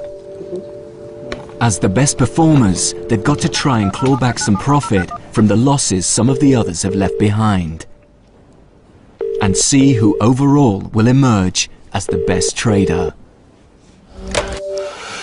Here we go.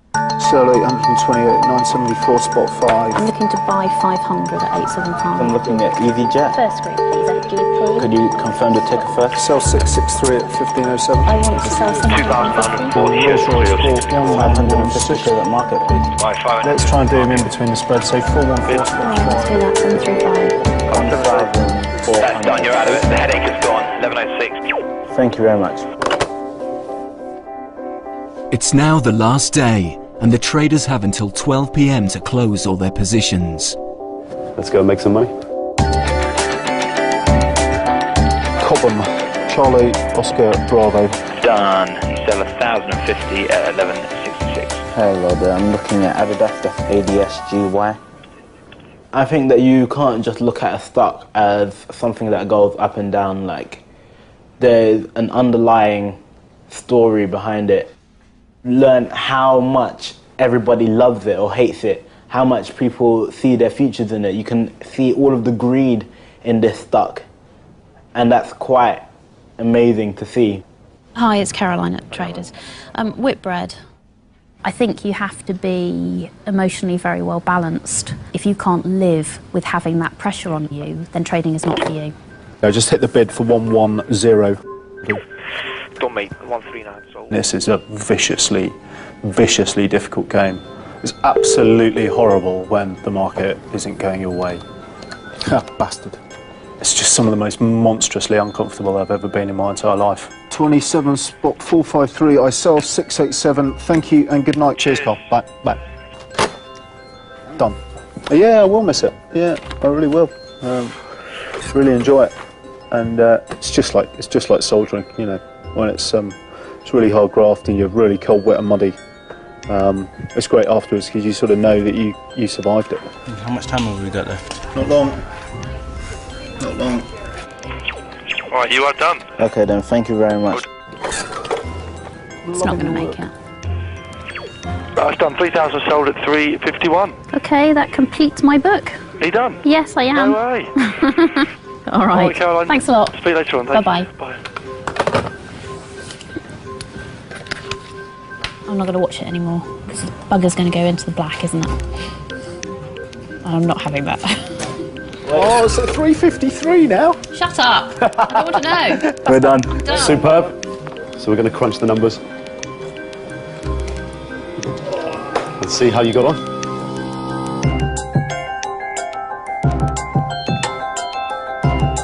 Lex Van Dam is about to deliver his last assessment to the traders. Before he does, he needs their final figures. The past 2 months have seen incredible market volatility.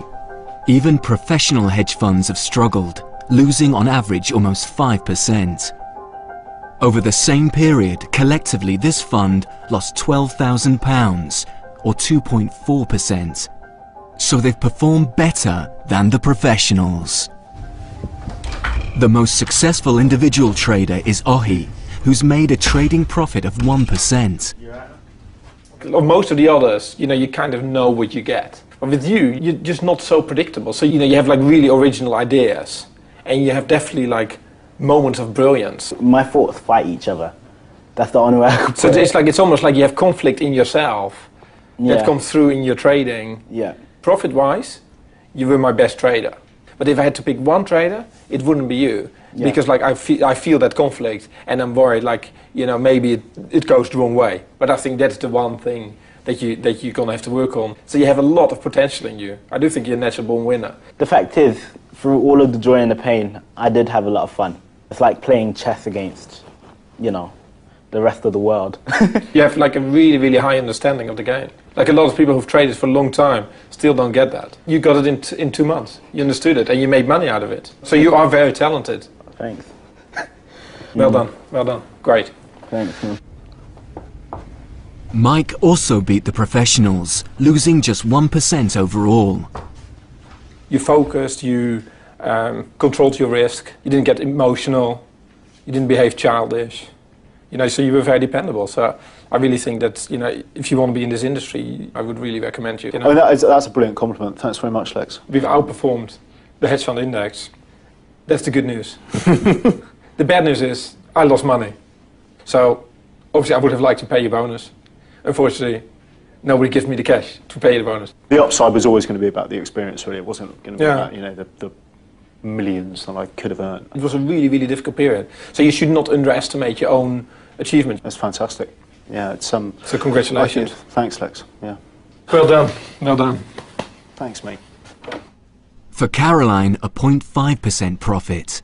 So if you had to do this sort of like every day at this degree of intensity, where you have to be in the office at 6:30 and you watch the market till 9 at night, Yep. do you think that's like sustainable? It's a question of I've got 2 young children, I'm a single mother, and they come first. Yeah. So if I had to pick one person to come with me, it would be you. Oh, well, thank you for that. You know, I would consider you the best trader.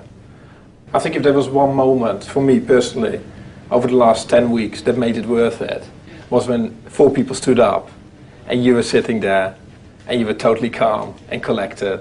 So, you know, hell broke out and you're sitting there and just like focus on your screen. That for me actually was probably the moment of the last 10 weeks. It was like totally amazing. To have 3 guys in the end who we believe genuinely have the potential to do it is fantastic. We really actually can be proud. In July, I made 0.3%. In August, I lost 1%. So I lost 0.7% over those 2 months. So you guys outperformed me, and you've not done it before. So obviously I have to sort of like start rethinking my whole existence. So no, so you guys did seriously well. Since leaving the trading floor, Sam, Cleo and Emil have returned to their day jobs. Amit continues to trade at home in his corner shop, using his own money. Simon is making new plans for his retirement. Ohi has returned to his economics degree. Caroline is planning a new business venture. And Mike is now running a vet practice, but still hopes to become a professional trader one day.